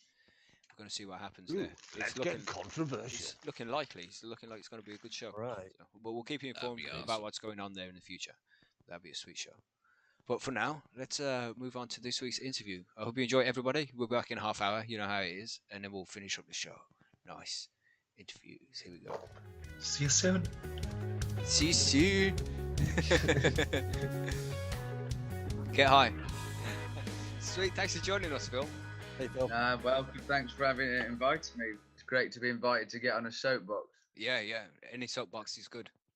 That's so we'll introduce ourselves. I'm Mackie. I'm the host of the show from PercySquirrelRoom.com. I can't see Mackie. Should I be able to see you? No. I stay hidden. because we grow Oh, really? illegally, you know. And Yeah. All right, I only just saw briefly on your Facebook profile, so yeah, I'll shut up and listen. Actually, forgive me. oh no, it's all good, man. Ask any questions anytime. We always go off on tangents. It's not like a serious interview or things like that. It's more like just a stoner conversation, you know. Yeah. Sweet, I should settle right in then. Nice. So yeah, I'm okay. Mackie. Sorry, I'll just move on to here. Here's Monkey. Hey, how's it going, Phil? I'm Monkey. I'm in the Great. southern United States. Oh wow, Yeah, fair so dues, we're fella. all over the country here. And again, like Mackie, I'm growing illegally, so my face isn't on that screen. So And then we've got Greenbeard. How's it going, buddy? I'm Greenbeard. I'm over here in Ireland. Again, illegal grower, How but you doing, Greenbeard? you couldn't hear, so I just went, fuck it. I don't You really know. give a shit. As you said yesterday, massive bollocks on GB. He gives no fucks. Well, yeah, I think staring death in the face 4 times makes you give a perspective of fear. All right. Well, we'll just introduce Cian, and then we'll go on to what. Cian, do you want to say hi? Hi, Phil. Oh, I didn't see Zombie Nation down there. Yeah, he's down there. Sorry. Hello, Zombie Hey, Will. Nation. How you doing? Nice pictures, man. I'm liking these profile pictures. Yeah, well, we- again, I'm in the UK and I'm Secret Squirrel. Secret Squirrel. What Secret the Squirrel. fuck is that? Have you not heard that one? Young I No, know what mate. that is. No. It's a cartoon, It is a brother. cartoon. Go on, monkey, you old bastard. Yes, that's a Oh. generational thing, It's man. a generational I don't know thing. what that is. He and I share a generation, I think. Yes. Yeah, So, Phil, man, tell us about yourself. Oh, fucking hell, where to begin? Isn't Yeah, it? start at the beginning, mate. We've got plenty of time. Wow. Fucking hell, I don't even know where the beginning is, Mackie, to be fair. Well, Um, when did you start smoking? Let's go for that. 16 years old, my best friend at school bullied me Yeah. and pressured me. I was actually a fitness fanatic, believe it or not. I used to run up and down mountains for fun, purely because they were there. If I could get a bike up it, I would get up on a bike. If my bike couldn't make it, I'd put my bike on my shoulder and run up my bike on my shoulder instead. Yeah. I was just kind of a bit well, mad for it, I suppose, is the only way to express it. And I lived on my mountain bike. I grew up in North Wales. So to give the context, there was no public transport where I lived. Well, there was, but it was few and far between. And also you had to have money for it too. So my mountain bike got me everywhere. My nearest friend lived over 10 miles away. Right. So I'd hop on my bike and ride to his house. And he knew, basically, because my brother was kind of well known in the area for being a bit of a smoker, a bit of a bad lad, unfortunately. He's now passed away, but that's a different branch of the story for Okay. later. Yeah. And because of my best friend knowing about my brother and this, that, and the other, he was like, pestered me and pressured me to have a smoke with him. And in the end, I think we ransacked his mother's sofa for loose change and managed to get £7.50. Got a teeth. 16. Yeah, You man. know, it was I an remember the old days. teeth. Yeah. I've done the same thing as well, you know. So, I mean, we then had to hop on our bikes and ride from, I won't mention specific areas actually, just for Yeah, that's fine, these mate. Yeah. people's sakes, but we had to ride a certain amount of miles through the Welsh countryside to an individual's place, and we managed to score ourselves our first teeth of soap bar resin. Oh. And then we rode back lots of miles. I think it was about a 20-mile round trip on our bikes, 15, 20 miles, something like that. God, that And, was soap bar. I used to have legs like Will Carling, everyone used to tell me, and I didn't know who Will Carling was, but he's a big-legged rugby player apparently. But long story short, we cycled back to my friend's place and we put these like feeble efforts of joints together. And interestingly enough, I'd gone from being thoroughly brainwashed from school. I remember my Welsh teacher. I remember her teaching us in Welsh. I'm English, but I went to a Welsh school. And I had to read this book called Mood Mellis, which means a sweet smoke. And it was basically a book to terrorize kids away from fucking smoking cannabis. But interesting enough, I had that smoke of weed, even though I was all against drugs, and it stopped me feeling like I wanted to die, in essence. Yeah, because I've read that you had some mental health issues. Yeah, I mean, I didn't know it at the time. When I was 16, it kind of bubbled out of me that I'd been molested by one elderly gentleman in my youth. I can talk about it quite easily now. I can Yeah, sit here and after say, counselling and I stuff, I'm was, sure. Yeah, after lots of counselling, yeah, and after lots of self-work, you know, I can Mhm. sit here and say, yeah, I was sexually abused, and not break down into a pile of blubber and jelly. yeah. And that is actually through talking about it over and over again, and every time it becomes less painful. The more you talk about it, the less weight it has against you. It's You know? less So, grip. it's yeah. And at 16, and all of the other psychological stuff I'd had in my head, and being English in Wales, they beat the shit out of me every day, like for 8 years. Fuck's sake. You know, all of that conspired to make me not feel like a very worthy individual and not really want to live. And I thought life was shit, man. I wanted to fucking die. And then I smoked cannabis, and I didn't.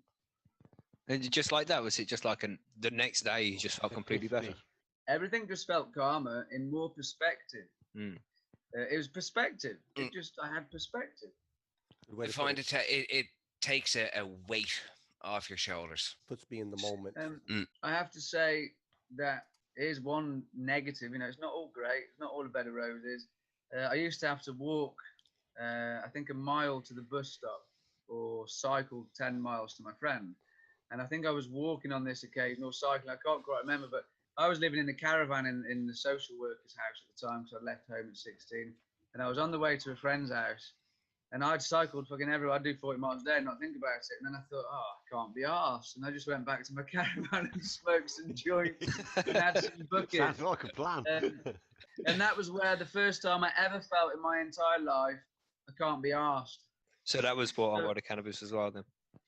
Yeah, you know, it's a double-edged sword, and I think it's about balance. Sound like Mr. Miyagi, but you know, it's about the old saying of use your drugs and don't let your drugs use you. Yeah. Really.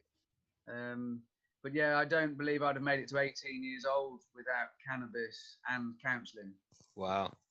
And I suppose it's been a part of my life every day since, apart from for 6 months when I tried to conform with the pressure of society. I confess, which is why I made reference to it, at 16, on my little push bike, facing a 10-mile ride over Welsh hills and mountains, I did think I can't be arsed and went home and had a joint instead.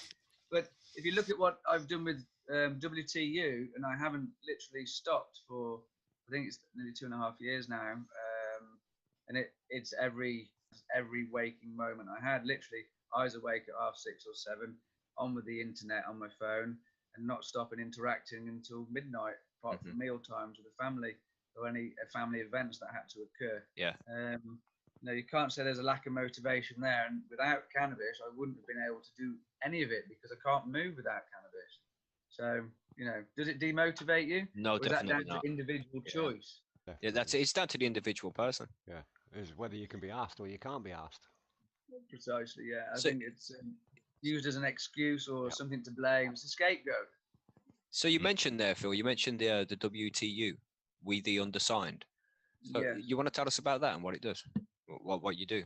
Well, We the Undersigned is derives from a legal term. So what happened was, 2018, I've been in the reform campaign groups in the UK, namely at the time it was the United Patients Alliance, the UKCSC, Normal and Clear.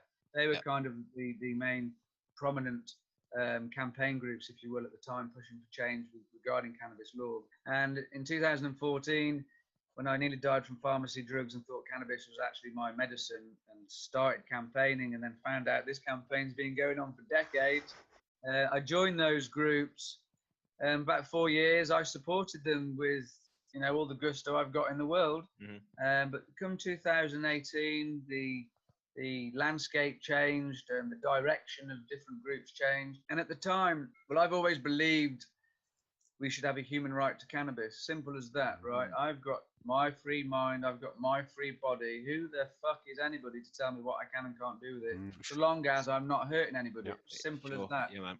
That's the essence of my belief, if you like. Various groups that I joined, the only groups that there were, pretty much always nipped in the bud my arguments of human rights for whatever reasons. Maybe the previous precedent for Quail, for example, that kind of had overruled human right cases for cannabis in the UK. But I still held this fervent belief that it was a freedom of choice and human rights. So In 2018, to set the scene, we had Little Murray Gray, we had Billy Caldwell, and Alfie Dingley. Mm. They were all in the news at the time, and their situation fucking drove me mental. Can we swear on Yeah, this of course. shit? Yes, mate. Oh, Yes. yeah. We do it all the 18 plus time. only, man. Explicit. Oh. I'm the only one who doesn't swear. Yeah, right. We're trying to calm it down. It's We're literally, trying to be professional. Yeah, mate. Remember I swear that. so much. I know what the words "fuck you" or "fucking" looks like on the waveforms when I'm editing the things. I So I know bet, just to I clip bet. them out without even hearing it. Well, I became incandescent with rage, basically, at the injustice that was occurring to, in principle, these three boys. But in addition to these three boys, my own pain and suffering, and also to compound this, the hammer that smashed it home was the fact that the government have known the truth since 1998.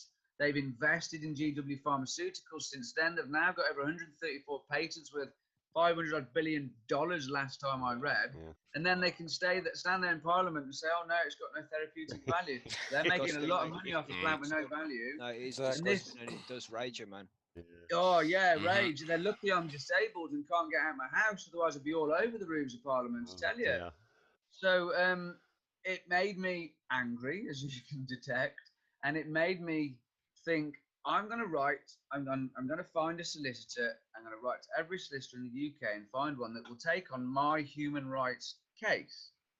And then I looked and thought more, and I thought, not just my human rights. I actually looked at my then wife, who's now separated through all the pressure of this, really. But, you know, she used cannabis because she preferred it to getting drunk at the time to manage her depression or anxiety, similar to AI, but she didn't have a specialist support or anything. So if I made it just about me, I could save myself, but my wife could be bust, or anyone else at the street could be bust. Yeah.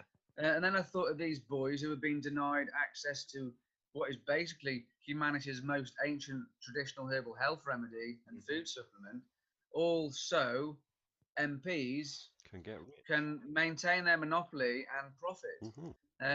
And I was mad with rage. So what I did was, instead of looking for my own solicitor for me and making it my case, I wrote a post, which I still have, like a little invitation, shall we say, to these four: Marijuana UK, Medical Marijuana UK, Normal, UKCC, Clear, UPA, all the groups I was in. I just commented in there, right, this is a bloody human rights issue. I'm going to write to every human rights solicitor in the country. I'm not going to stop till I get one, blah, blah, blah. Who wants to undersign to my letter? Here we get in there to answer your question. It's never a short answer, sorry. It's all good. So I said, who wants to undersign to my letter? And I went out the house for 2 hours. I came back and I'd had hundreds of responses. My phone went into meltdown, so I had to set up a group and then a page. And then what do we call it? And then it was "We, the Undersigned, have a human sovereign right to cannabis." And now we have 5,800 members in our Facebook group, plus other platforms and things. It's going pretty well then. Slower than I'd like it to. It took me over a year to find a solicitor willing to stand up against the status quo. Every single solicitor virtually said it's too political, it'll take too long, and will cost too much money. So who was funding it? Like, did you have somebody backing you or anything like that? No. You was going to pay for it all Says yourself. that with a It's big going to be smile on expensive. his face. This is what the solicitors kept saying to me. This when I learned, I was very naive at the time. I actually very naive about the British political system, yeah. legal system, everything, right? I had this idea that democracy was real and all that sort of stuff. So they soon said to me, "How are you going to pay for it?" And when I'm thinking, well, there's an estimated 5 million cannabis consumers in the UK. All we need to do is get a pound off each. Yeah. We can do this dead easy. Yeah. So really, as a grassroots community, we have the potential to do this. I say that all the time, mate. If we all got together, if all the stoners stood up and just fucking said, "No, we're not taking this shit anymore, man. Yeah. We want legalization today. We want it today." Well, I'll intervene on that request for legalization. Be careful what you wish for. Indeed, You might notice on our little flag in the background, we aren't asking for people to legalize us. We don't need laws controlling me and my actions with cannabis. And that's what legalization means, you see, because this is what I've learned in my journey. I came out calling for the legalization of cannabis, my medicine, but cannabis is not illegal is the first thing that we must get clear. So forgive me if I sound all teachery. Cannabis is not illegal. Our actions are illegal. Law controls the actions of people. It does not control inert objects. Cannabis is just a plant. It has no agency. That is the legal term. We are the agent in the equation, but they've actually manipulated language very cleverly to remove it so that we don't feature in this law anymore that controls us, that they say controls drugs, where they have no control over drugs whatsoever. So in essence, if you ask for legalization, like you've just had land in Canada, for example, where I believe it's over 49 or at least 49 new laws with which to control and punish and profit from cannabis consumers. Now, let's bring this back to the world's most popular, poisonous, government-promoted recreational drug, alcohol. You aren't told how many. When I say you, I mean the general people in public, not you personally. You aren't told how many bottles of booze you can buy and how you consume it, where you consume it, who you consume it with. All you're told is if you're brewing it and want to sell it, you've got to have a license and you've got to meet certain standards. And now I don't see why, as a human being who chooses cannabis instead of alcohol and pharmaceutical drugs, why I should be treated any differently in law to someone who chooses alcohol. Sure. So, we should have the same rights, responsibilities, and protections that alcohol consumers have. That's not too much to ask for, Well, it seems to this British government it is. So it's a bit too much to ask for any government. Well, it isn't though, because but it's no. Look at the change around the world. We have a tidal wave of change, whereas in Britain we have a dam of no. We have literally a stone wall, monolith prohibition, and we've been left behind as a nation. Have you seen all the stuff that's going on recently, though? There's a couple of coffee shops that are apparently opening up soon, and Cancard as well. Cardi Barton running that. Do you think that there's some hope for the near future that there's going to be legislation? Once upon a time, I'd have been over the joy to see Cancard. Now I'm not happy at all. It's scary, It's just it's the corporate capitalization of cannabis. It's not addressing the issue. I've written to all of those police officers that have been involved with Carly's group. Now, I'll make it clear. One, I respect Carly. She's a person very much from the same answer to her own conscience, so I'm not criticizing her at all. But I do question about whose funds pay for her scheme and her publicity. I've been trying to get the WTU into the newspapers for 2 years. Newspapers won't touch us. Why? Because we want to decriminalise. We want to tell the truth about cannabis. We want to tell the truth about the politicians and all the uncomfortable truths. Now, not many organisations want to do that. They want to just sweep it under the carpet, let a few sick and dying people have their bit of cannabis and make some other people make fucking millions of pounds. Now, forgive me, that to me is not reform. No. That is not what we need. The law is wrong. All those people now that are about to let people bribe their way out of prosecution by paying for a card that will, in theory, protect them, so that now the police are going to turn a blind eye to a law because they've been paid off. I mean, what the flaming heck is going on in this? It's codswallop. That's what it's a good point. That Now again, I'm not knocking anything from the young lady who has worked her socks off. It's really horrible because I've met Carly. I've smoked spliffs with Carly at various events, and I have no negative feelings to her as an individual in the slightest. Yeah, man, it's okay to disagree with people. Yeah, exactly. It's okay to disagree with people, but it doesn't mean I've got anything against them as such. Yeah. My worries are, who greases the wheels to get all the publicity? Why is it certain groups get this facilitated media attraction and even political attention and even police facilitation? Whose money, whose agenda's behind it all is all I would like to know. It's the government's agenda, because it's the policies that would be closest resemblance to what they are planning or what they have an initiative for, where they can still control, they can still keep us down, they can still prosecute and fucking Profit. just do everything, but they are still in control. That's why they look at certain groups and certain policies, and they won't look at all at others, and it's just a downright shame. Yeah, I share that frustration with you, really do. And I suppose that's why I get on my soapbox quite the extent I do. It's about justice, social justice, Yeah, and definitely. equality. Whereas I don't see much of that happening in the UK. It's one rule for one and a rule for another. If you can afford to Nah, pay it's privately, one rule for the wealthy. for the and one wealthy, rule sorry, for- yeah. Yeah. Oh, You go, man. To go back to answer your question as what is WTU, we the Undersigned have a human sovereign right to cannabis. Technically, we are, our legal structure is an unincorporated association. We are a community group, grassroots, independent, not funded by any corporation whatsoever, apart from a few little independent businesses such as Ali Bongo, Holy Smoke Seeds, South Coast Seed Bank, some very small independent businesses.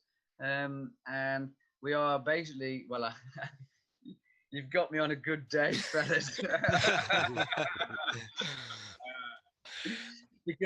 because I've spent the last 2 years compiling evidence against the British government, basically, and I'm now ready, or virtually ready, to approve the document that will go to the human rights barrister who is in the background waiting to review all this. So I've basically made a 72-page document with 18,000 odd words, 42 citations of evidence against their statement that cannabis is a Schedule 1 harmful drug that warrants Class B sentencing, and blah, blah, blah. I've got lots of correspondence that I've been undertaking with the government for quite some years now.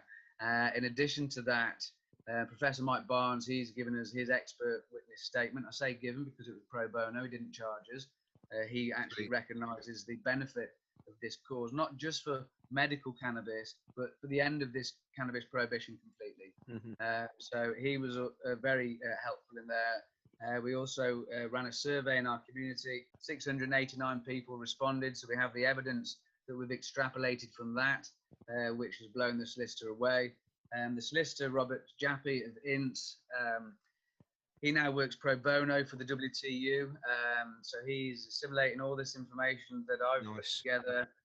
We've got 123 statements from our community of the effects of cannabis and its prohibition upon our lives. I've actually also calculated, it's called the WTU GYO VAT, which basically stands for We the Undersigned Grow Your Own VAT.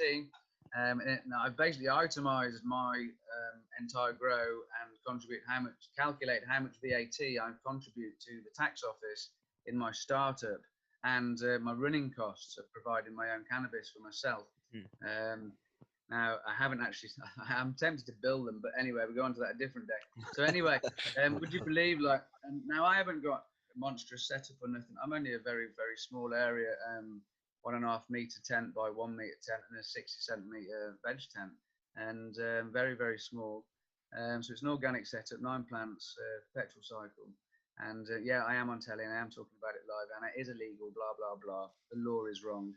So anyway, on that basis, would you believe a typical grow for like that sort of setup, £241 VAT is in your startup costs. Now, we have in this country, I've just done this today, it's part of the bundle, 1.4 million people in the UK that utilise cannabis, we recognise and utilise cannabis for medical purposes, and another 5 million estimated that utilise it for adult purposes. They call it recreational, but you've got spiritual, creative, nutritional, therapeutic, all these other things, right? Yeah. So let's say it's 6 million people. It's probably like to be 18 more than likely. But, For sure. they estimate at the minute 6 million people. Now WTU has taught me about 1% of people engage. So that means 60,000 people might choose to grow their cannabis at home for themselves. If you get that 60,000 people and multiply it by that startup VAT donation of £241, that actually comes to £14,460,000 that would be VAT contribution from 60,000 people that choose to grow their own cannabis. So from an economic point of view, it's an absolute no-brainer to change this law as fast as possible. And also, those figures prove why I shouldn't have to pay for a license because I've already paid enough. Why should I have to pay a license? Yeah, Now, if it comes, unless you if want it to comes supply commercially, like when you do the same with alcohol, precisely. So I suppose we are trying. When I say we, WTU, we're trying to challenge the law so that anyone can grow cannabis for their own private use. And the moment they wish to engage in commercial activity as a business, then they have to abide by commercial laws and all the rest of it. But I, as an individual, I'm not a commercial entity. I'm a free human being on this planet utilizing cannabis for my good. I do not have to define to any other human being upon the planet why. Yeah. And that is the essence, Okay. why? I have an endocannabinoid system that needs nourishing. Why? So I talk like this, I suppose, to try and provoke them to come through my door. I've written to the police, I've phoned the police, and I've said to them, I'm not wealthy enough to go and get a private prescription. The NHS denies me what the laws allow me, so I provide for myself. Are you going to come and prosecute me for it? Yeah. It's fucking a great point, mate. That's exactly. I can't afford to get the medicine, but I can grow my own. Are you gonna? If I went to the doctors, they said, "Well, I could have it, but I just can't afford it." Why can't you grow your own? At the minute, the Home Office, in many correspondence to me, have stated the Home Office won't ever allow licenses for the private cultivation of cannabis. That's what I think as well. I think growing won't ever be legalized. Well, I would encourage you to believe in what you want to receive. So on that basis, I would say dispel that and believe that you're going to get it. It's discriminatory licensing practices because, again, as I was saying to you, cannabis is not illegal. It's our actions that are illegal. And if you actually read the legislation, it's the unlicensed possession, cultivation, preparation, distribution. So in other words, if you pay for the license to the Home Secretary, it's not a crime. But if you don't pay the Home Secretary for the license, it is a crime. So now, if you don't pay your TV license, they haven't got a right to smash your house up and rob everything. So it's a licensing issue that we come down to in the law. And ultimately, we have a situation that allow licenses for corporations to cultivate cannabis for profit, but they won't allow poor people, and I am poor, to cultivate cannabis for sustainability. So I don't have to engage with the pharmaceutical industry or the as yet unlicensed cannabis market. So that's what we're trying to change. Wow. I'm like, whoa, there's some good points made, That's what the solicitor said. So what is when is like any court cases coming up or anything like that? What's the next move? Okay then. So the next move is it's taken 2 years to get today. So you've kind of come in at a fast forward point. It's really good for you. I will tomorrow receive the solicitor's version of the document I've written. I've written it with support, so it's not just mine. I, as I mentioned, was a teacher, so I'm more accustomed to writing for academic purposes. I don't know how to write legal documents. I'm not a lawyer. I wish I had been now. So I've put this body of evidence together, and the solicitor has remodeled that to a legal document that he is now sending back to me for me to approve tomorrow. Upon my approval, that will then get sent to the human rights barrister with all the other supplementary evidence that I've just mentioned to you. At which point, the barrister, who I've met once before, who was of the mindset that cannabis is a harmful Schedule 1 drug of Class B sentence. So it will be interesting if the wealth of evidence that is apparently persuasive, if it makes this barrister change their tune and brings them onto our side. The intention will be that we then make a declaration of incompatibility to the Secretary of State that the Misuse of Drugs Act 1971 is completely incompatible with the United Nations, UK and EU Human Rights Act under many levels. And hopefully, if we get to push that, that we have to put that to the Home Secretary. The Home Secretary, now the Secretary of State, then has to read all of this, and then can't wait. And then after getting through all of that, right, they then have to agree or disagree. They have to accept or refuse our declaration of incompatibility. Assuming that, let's say they say, oh, yeah, you're right, Mr. Monk. Forgive us, we didn't notice that. Yeah, right. And they'll say, yeah, we'll change the law. Now, they could avoid court very easily and just say, all right, then we'll let people grow at home for private purposes, so long as you're not selling. Or they might try and make other criteria like this. Going back to Carly's card, Canna card, you're actually giving your castle, your kingdom, you're opening up to the police to come in and check your plants potentially to confirm. You know, it just takes away all your rights to private life. And that's what WTU fights for. Actually, it happens to be cannabis. It's not cannabis. It's the right to a freedom of consciousness, the right to a private life, beliefs and practices, autonomy of health, and the self-development of personality. That's what WTU fight for. Cannabis just happens to be our favorite plant. If the Secretary of State acknowledges this incompatibility, then they could just say, okay, because the Secretary of State has the power under Section 7.1 or 8.1 of the Misuse of Drugs Act to actually, at the stroke of a pen, change this law to no longer prosecute people like us. They literally have that power. It doesn't need to go through Parliament and all those debates and all the rest of it. It was within the Misuse of Drugs Act for them to do that, which is how the Secretary of State did it in November 2018 as well. Wow.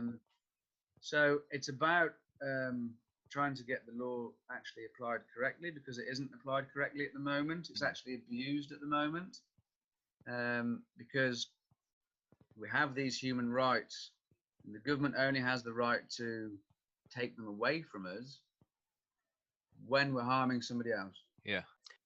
We learned a lot. You had a lot of very good points I haven't even considered before. Crazy, man.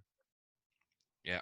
It's interesting well. how we start No, learning so that's much it. when we do these interviews. Everybody has some different things that we've never even thought about before. I think we're all going to be woke before this thing's over with.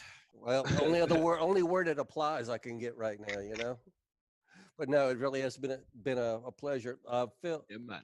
we're a worldwide audience. What can the international support do for you? Yeah. Well, if we had our way, the global prohibition of cannabis would be ended too. So that's why. Can we help It you is with a your global organization though? Can our international listeners sign your petitions or visit your site, or is there any way they can support you? Hard cash. Hard cash. Hard cash. There you go. Donate. Like, subscribe. It really is, because petitions are pointless because our democracy is dead in this country. So the petitions are literally just lip service to make people feel they have a say. The only petitions that get passed are laws that they want to pass. Right. So democracy is dead. It's all a pretense. So it will literally, my belief is take hard cash. Yes, justice is there for the wealthy. And at the minute we're not wealthy, so let's get wealthy and then let's get some justice. There you go, guys. You want to support him? Cash. So it is. I hate it. I hate money, man. Hey, I hate money. I know. I know somebody who says it all the time. You don't ask, you don't get. Second to cash, the most important thing then is to share and raise awareness. You know, if everyone shared and told everyone else about it, the cumulative effect of that would be exponential knowledge. So upon that basis, and then it's more people, so it means less cash from each individual. And that's it. It's the same we say for the podcast. There's different levels that people can contribute to the podcast and to any movement. You know, if you can donate financially, then that's cool, man. Please do so. It helps massively. But if you can't do that, then even just sharing the links always helps. You know, and if you can't do that because of the content of what you're sharing and you don't want to let people know about you smoking and things like that, just like, subscribe, and just being involved with the movement as much as possible. Who's the fear, man? Shake off the fear and stand up. Exactly. Don't be scared anymore. In the meantime, fight for justice. There you go. Right, peace, fellas. Nice on, Phil. It's been a pleasure, mate. We'll speak again soon, yeah?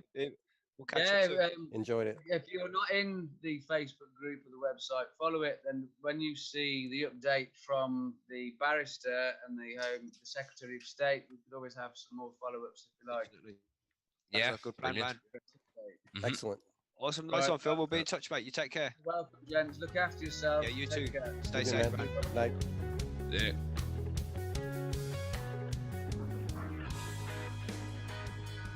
Thanks for listening, everybody. I hope you enjoyed the interview. Guy's very interesting and he brings up some real good points. I enjoyed talking to Phil. What do you think, lads? I thought Phil was a really, really interesting guy, as you said. He brought up some great points in the interview. I see His the fact heart's of in it the being right a human place, right, man. you know. Oh yeah. Sorry, Monk, what was that? I said his heart's in the right place. He just wants to make this thing legal for everybody, and just get the government out of this. Mm. I love it. I love it. I see it. He's pushing hard for it as well. He's doing Oh, a yeah. lot of work, and he's militant. I like it. You know. He's had it So- a long time as well. Mm. Sometimes you got to get militant to get things done, I guess. Yeah, he's been involved with a lot of different organisations as well, as you heard there in the interview. So if you want to find out more about Phil, then there's a link in the description of the video. You can head over to his website and find out more about We the Undersigned. And as he said, if you can contribute to the cause and maybe become a patron of his site or something, Yeah. Anything you give will help out. try and pay for the solicitor to get the court fees paid for and things like that. You've got to support these people who are out there on the front line making these fights and trying to get this all passed for us.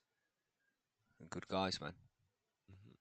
But there we go. Somebody's got to do it, and they've volunteered, man. And it's like Carly as well. Carly's working hard to get her stuff passed, and these guys have the same goal.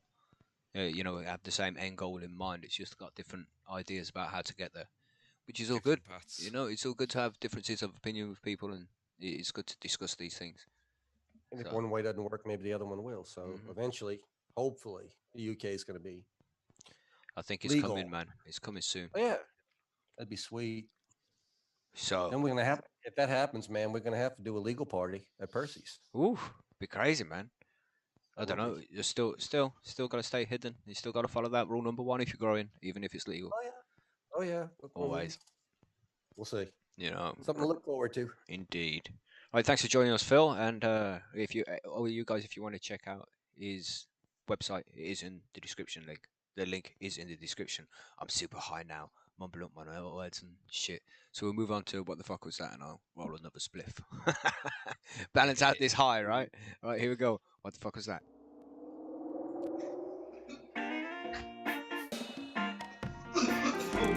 It was 2G. What the fuck was that? If anybody knows what that link was, Well, that pop a was. watch it in the I know the description answer and to you that might win one. a prize. Yep, that was TG just after hitting a dab. Yes, Yes. you win a prize. Choose one out the draw. That's a good point, Richard. It's coming, but at what price? Indeed. Woo. OTG. You Yeah. forgot to mute your mic. Yeah, mate. maybe is he doing what you did on higher on He did, homegrown? Yeah. He He's thinks the he other way is on around. mute.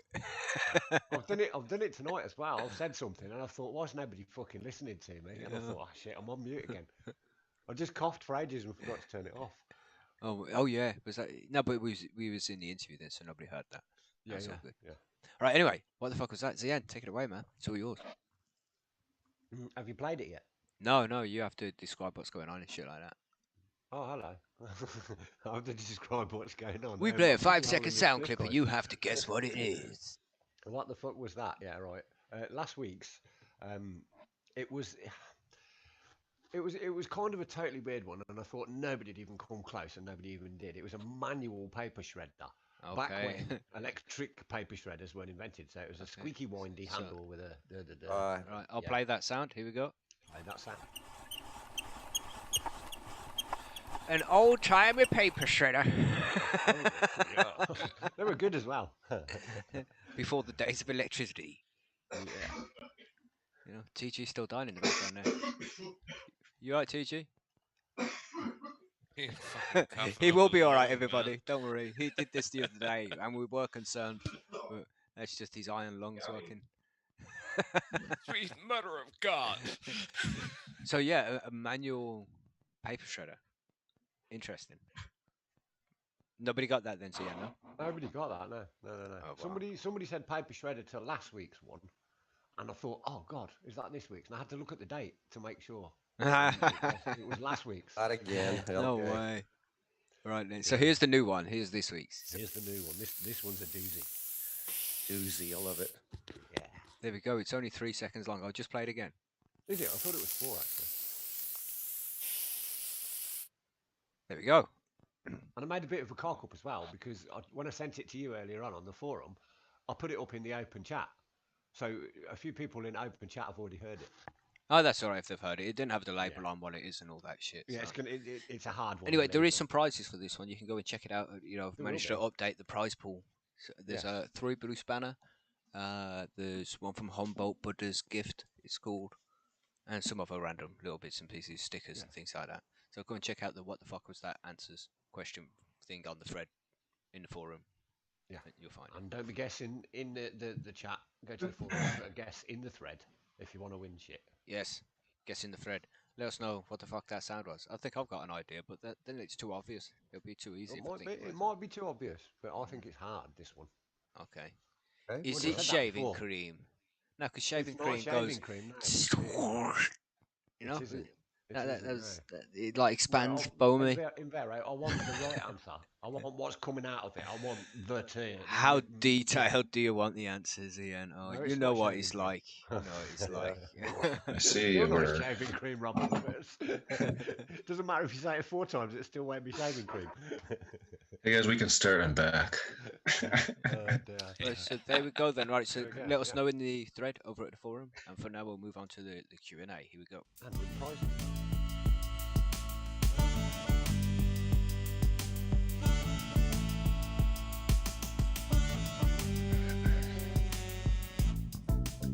Poor panel sit there, they can't hear them tunes as we go through each. They just have to stay quiet and be like, when do we speak? When do we speak? When do we speak?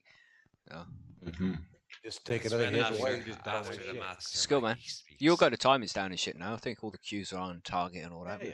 We do pretty well with We that know shit. when you're about to speak. Yeah, so we have the Q&A. We had a question earlier which we should get to. Somebody's growing in DWC and they want to know how long it's going to take for the roots to hit the water. So I'm going to assume that you've taken the This was Harvey, wasn't it? yeah, because first of all with DWC you're going to start off in a little rockwool cube probably, and you know you'll germinate your seed probably with the paper towel method to get your taproot, and then that goes into the rockwool cube, and you'll wait for the taproot to come out the bottom of that, and then you'll put it into the little bucket that you know the net pot that goes into the top of a DWC pot with the clay pellets around it. All right, so you want to put that low down, but you want the water to be all the way up at the top, but not so it's touching the rockwool cube. But if you put the air pump on strong, it will flick loads of bubbles up to the top, and that will splash, and that will encourage the root to come down and keep growing, and that will also splash onto the rockwool cube and keep it moist as well, so it doesn't dry out.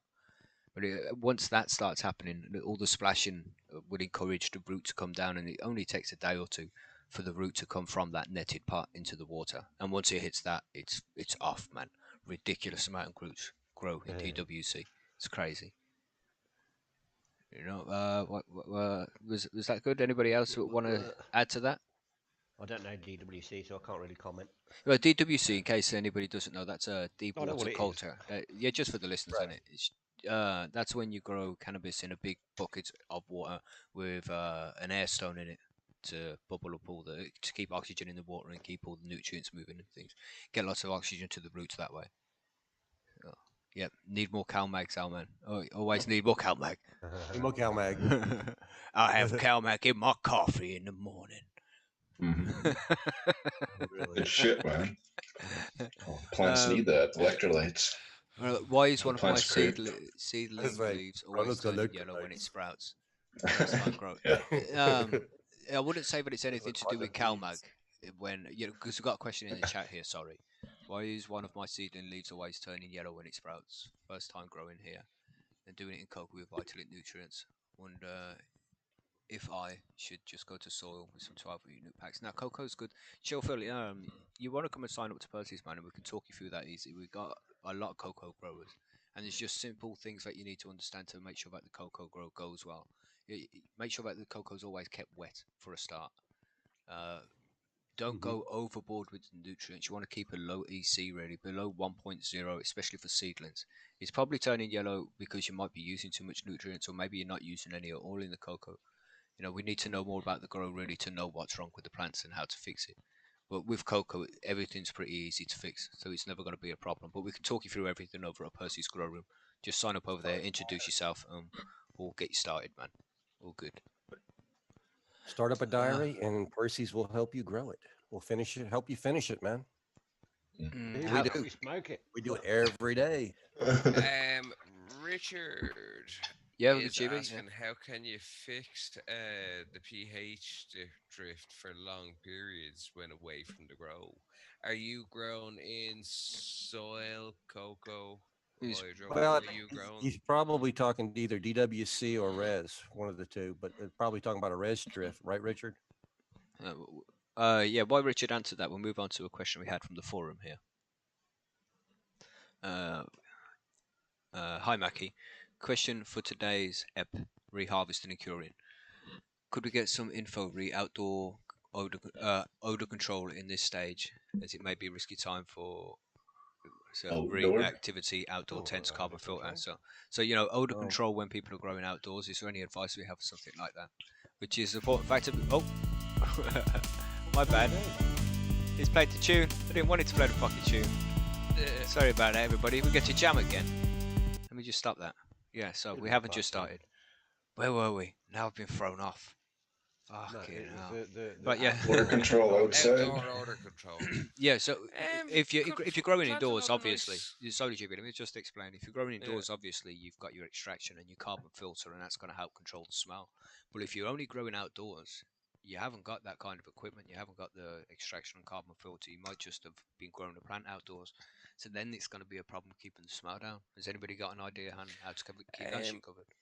Yeah, lavender plants and a Cover couple up. of other strong strong shrubs. Basil, I always find rosemary. shrubs. Yeah, shrubs always I- have a stronger kind of. I have to say, I mean, just to play somewhat of a devil's advocate, I've grown outdoor a bunch of times in Canada, and there's no way in fuck that the lavender, or I mean the lilac plant, for example, that's a really fragrant bush I have in my backyard. It doesn't even hold a candle to my little auto Yeah, that is in full yeah. flower. You know, like PG's weed It is is extra pungent, dank. in I fairness. would I would just say good luck outside. Yeah, I'm kind of going with you there, there's no way to really cover Maybe it. start raising pigs or something like that where you got really bad animal smells or Yeah, something. cover the smell or grow low odor strains. Like a Northern Lights is supposedly kind of a stealthier type of plant to grow because it's not as skunky or Yeah, my fragrant as bush others. grow was But kind of mild smelling too. There are yeah, several strains you can get that'll have a lower odor. That'd probably be a good idea. that'd be my Matthew advice. Wilson here says, I don't smoke and I've tried smoking a blunt, and even with a bong, weak ass lungs I know. Apart from baking it, pun intended, how do I get the benefits? Apart from baking it, well, you could use it as RSO, which you could put into a little medical capsule and take that once a day. You could get it in just little drops in your coffee. There's loads of different ways you could take it, and you don't necessarily have to put it in food and things like that, especially if it's a raw extract. Yeah. And canna butter is always a good one, isn't it? Because you can just combine that with loads of shit. Yeah. But that's baking. Yeah. Well, I mean, if he still wants to try the lung inhalation spout, go with vape. Go with really low concentration on whole flower vape, though. If you want that's to a try good the idea. lungs. I was gonna And say do it with a the water mighty- pipe. I mean, vaping through a water pipe, especially if you have hot water in the water pipe. I know it sounds crazy, but the steam from the hot water will combine with the vape from the vaporizer, and it will be very soothing on your lungs. It works. Nice, try that out, man. That's good advice. I must try that myself. Yeah. What are you saying, 'Cause I GB? love the vape. Good hot water. I love the man. vape. I must try that now with the hot water. Yeah, I love hot the vape. water The through a vape water is pipe so- with the vape, and it's almost like a medicine. I'm talking about like a cold to soothe your lungs kind of a feeling. Yeah, really you can nice. get some like adapters for like I have a Crafty stores in Bickle here, and I know that you guys have the Mighties. You can. That's what you're talking about, hooking up to your bongs, eh? Hooking that up to Yeah, I've got mine actually. What I'm using is Terra, but the Mighty would be great. The Crafty would work. Sure, yeah. Anything that has a water Sure. pipe adapter, and just stick that onto a good bong, and do it through hot water, man. It's going to be great for you. Yeah, interesting. I've never tried it through hot water. No, not me. We're gonna have to try that shit. I have bong. I've often filled up my bong with a bit of whiskey instead of water. And that Did you gives drink me the whiskey after? fucking Seems like that'll right, get yeah. you over the stone, Oh my man. God. It tastes Lick up great. on your lungs But too. fucking, I gave it a good What's fucking.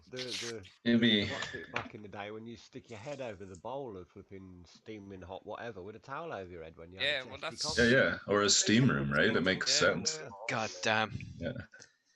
My, Okay. my dog has farted in the room. Oh no! I right. need to evacuate. Yeah. I'm ending the stream right now. Goodbye. So we You can put up with it. Ah. Then Oh we my go God. back Deep to breath. Richard D's It goes question. quicker. Little bastard. Richard did update Yeah, his the res drift. the Is res there? drift. Bugger yeah. off. You all know my dog, right? He's always around. You would have seen him in the last video. If you haven't Bits of seen him the anyway. care package video from Barney's farm, check it out. It's on the channel. It's the recent video. It's a funny ending. Have a look. Right. So is that all the questions? I think we got everything there, right? Now Richard D wanted to know how to fix his pH drift, and he said it's a res, it's red in a res. dripping. It's you've got to try and find the right balance between how much the plant is drinking and how much nutrients is in the water as well, because that once you find that right balance, the pH will fluctuate less. But if the plant's eating more than you're giving it and it's dropping the EC, then that's going to change the pH of the nutrient solution. And the same thing the opposite way around as well. You know, if you're giving it too much, then that will change the pH of the solution too.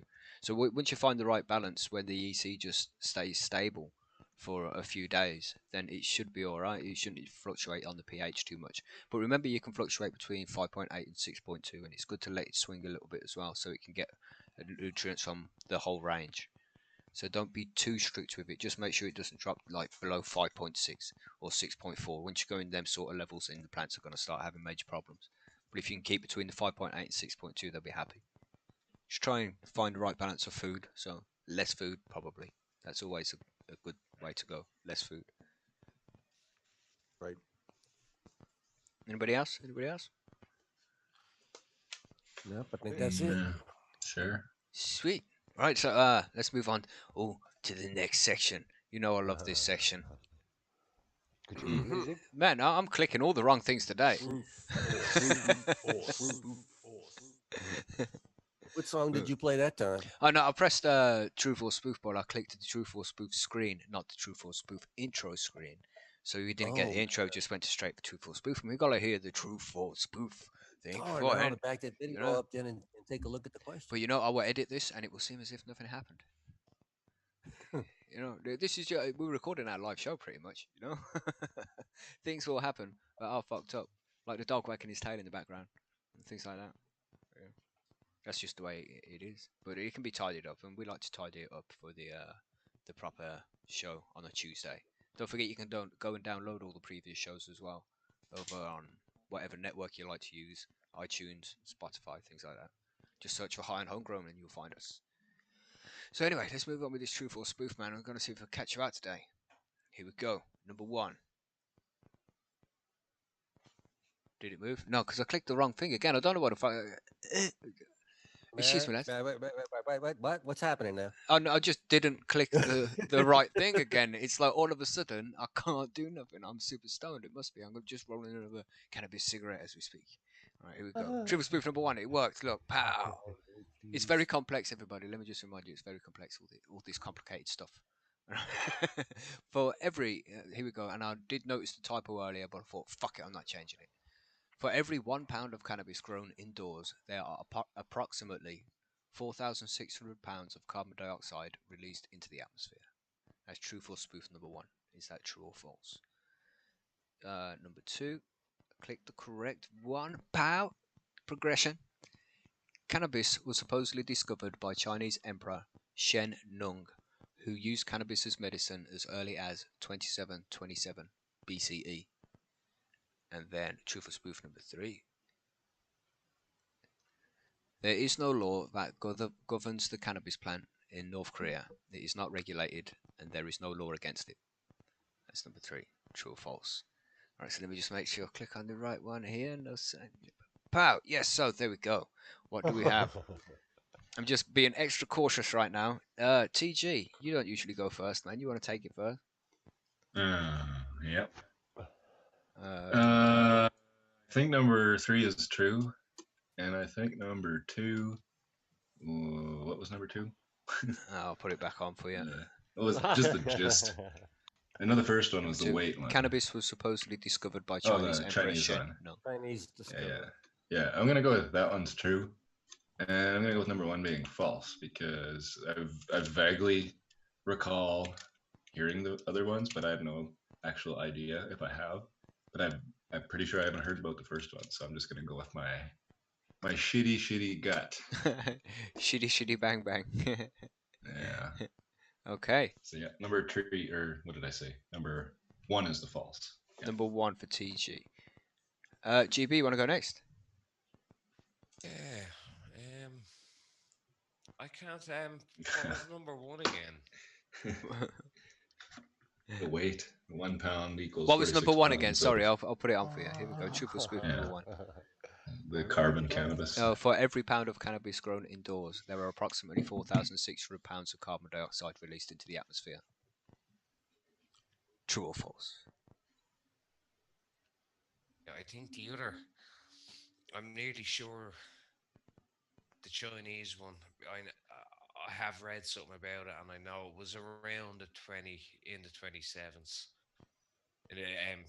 Or 2,700. It was in around that fucking time, if you know what I mean. Yeah, I'd say one is the spoof. Sure? Done? Yeah. Okay. ZN. I'll Are you take there? yeah. Are you there, I ZN? am. I'm not, are you hearing me? I'm Yeah, unmuted again. yeah, you're Oh, unmuted. that's all right then. I'm unmuted. I'm going to go for number one, being the fake. I've heard number two. Oh, now I'm crossed between number one and number three. I'm cross with three as well, but I just took a gamble on number one. I don't even remember what 3 was now. Damn it. God damn you, short-term memory motherfuckers. Just reinforcing the stereotypes. Fuck. That's why I knew like fucking 2 was kind of right, and I'm saying okay, I can't ask him what 3 was again because I am fucking mashed. I'll show you number 3. You want to see it again? Absolute Want to see number 3 again?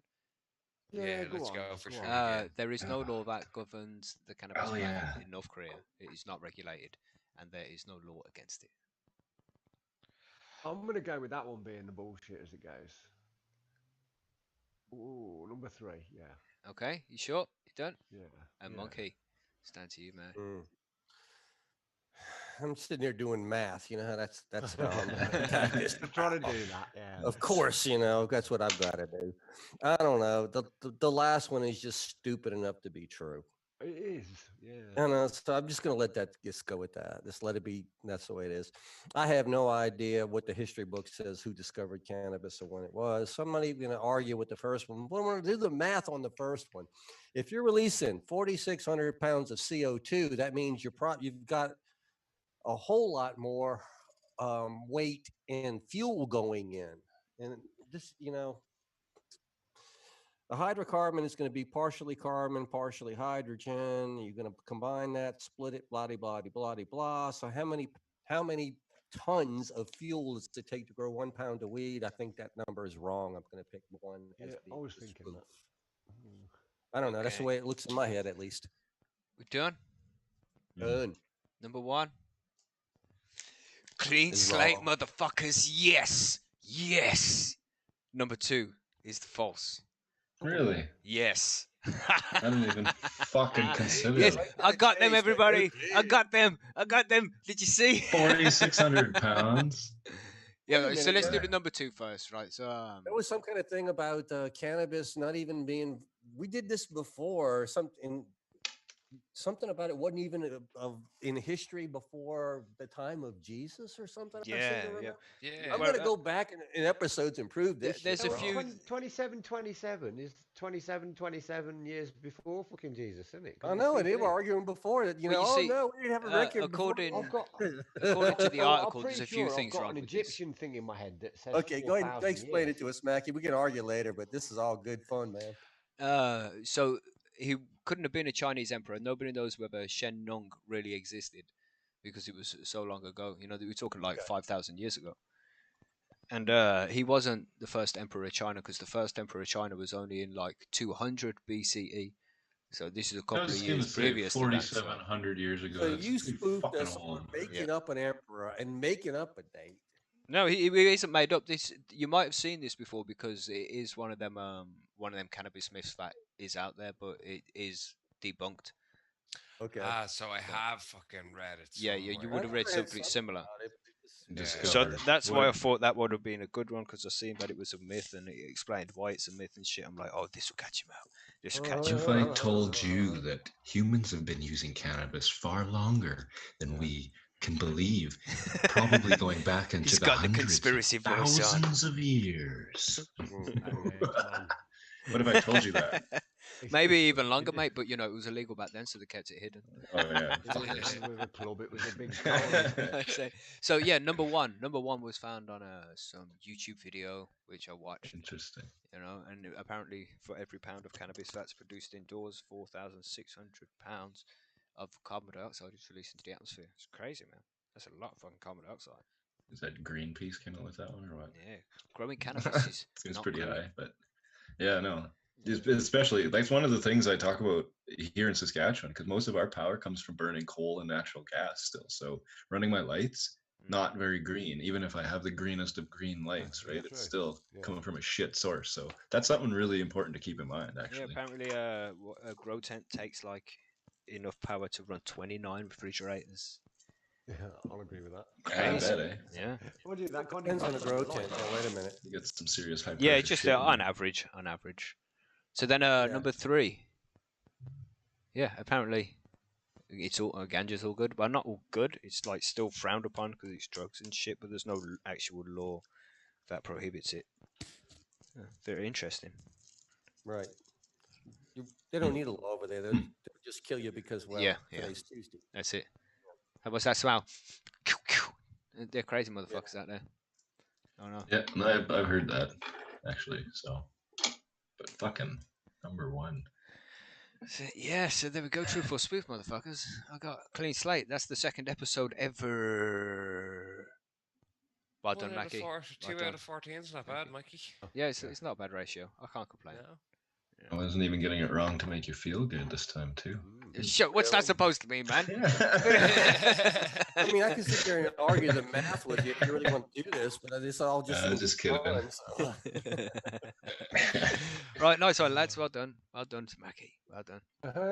Yeah, really. And thanks to everybody there in the chat. Well done I for your think guesses as well. Is this the first time you swept us all? Yes. Okay, maybe. wow. Took you It is. 14 episodes, finally. Well, you want to try doing Truth or Spoof and see how long it takes you to No, sweep me? man, I just want to go ahead and take your glory away a little bit, you know?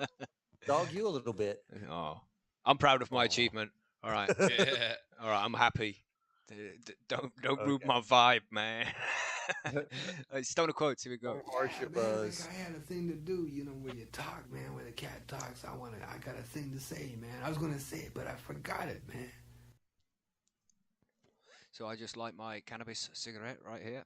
Coming to the end of the show. What you say, TG? What you got for us this week? Yeah, well, I don't know. I wasn't feeling very creative, so I thought I'd go with one of my favorite parody. Well, I don't know. He's got a good voice, man. He's a country and western artist called Wheeler Walker Jr. But I'm not big into country, but I fucking love this guy. And if you listen to even one of his songs, you will see why I love him, and you will love him too. So, one of his songs. You will love him. Yeah, I guarantee. One of his songs is called "I Like Smoking Pot" a lot, and I think we can all agree we all like smoking pot a lot. But I really like the chorus, so I just wanted to give a shout out to Wheeler Walker Jr. and his anthem. It goes, "I like smoking pot a lot. I like getting stoned alone. I like vaping weed indeed. I think edibles are incredible. I sure love them gummy bears. Hemp shampoo for my curly hair. Rubbing cannabis lotion on my cock. I like smoking pot a lot." Obviously, it's more in a country and western type. Yeah, I'm a bit definitely. sad there, but he Banjo didn't twang get in the the background. guitar out and start Yeah. give his little strum.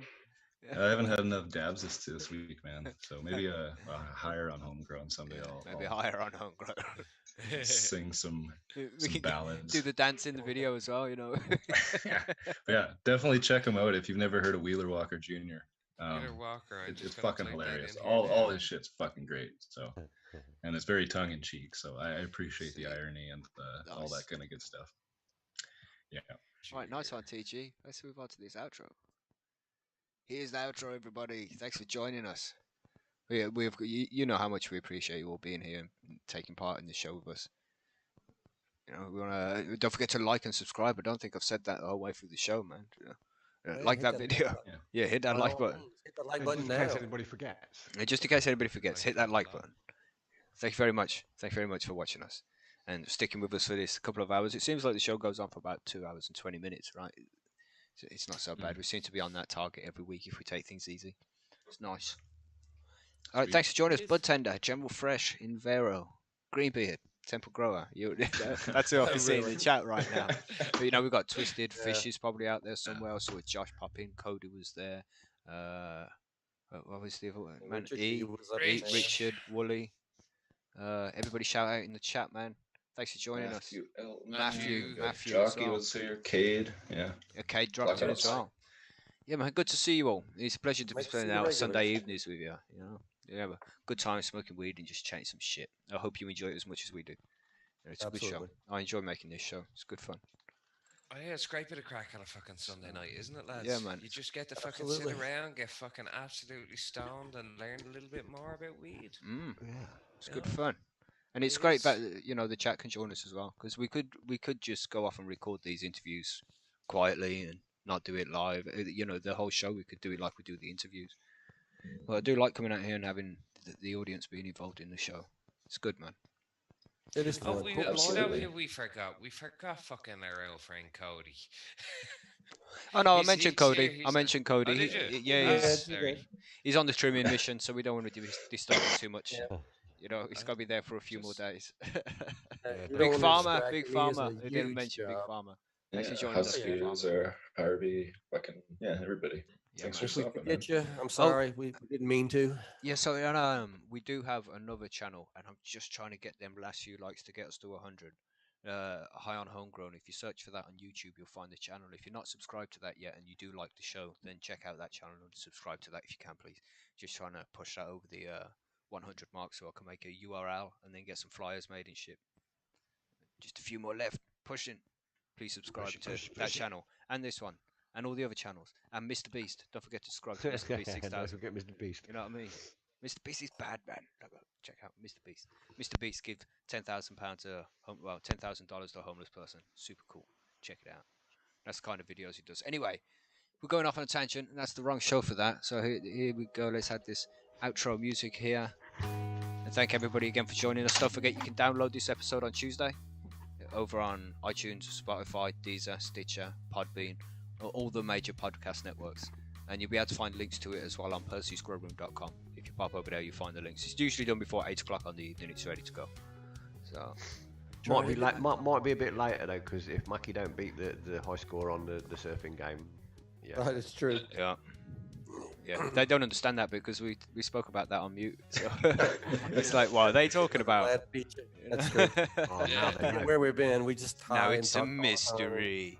It's a Right. mystery. Come by Percy's and find out the answer. Yeah, man. Anyway, thanks everyone for listening. It has been a fantastic show. As Really? always, it's always a great pleasure As to have always. everybody join us, and it's good to spend Sundays with you lads as well. Don't forget. I do appreciate everything you do and all the work everybody puts in to make the show what it is every week. It's awesome. Yeah. So let's keep it up, man. Let's keep pushing. Let's get more likes. Let's get more subscribers. Let's get this podcast out there. Let's get 1,000 downloads a week is what we want. Let's do it. Let's do it. man. Just do it. Better than that. Share. Share. Bacardi and Cola, guys. Do it. Do it. Yeah, do it now. Do it. All right. All right. Thanks, everybody. We'll Night, catch you. everybody. everyone. We'll catch you next Night. week. People, Stay out of wherever you trouble. are. Bye. Stay safe. Goodbye. Goodbye. Goodbye. This is for you. Goodbye.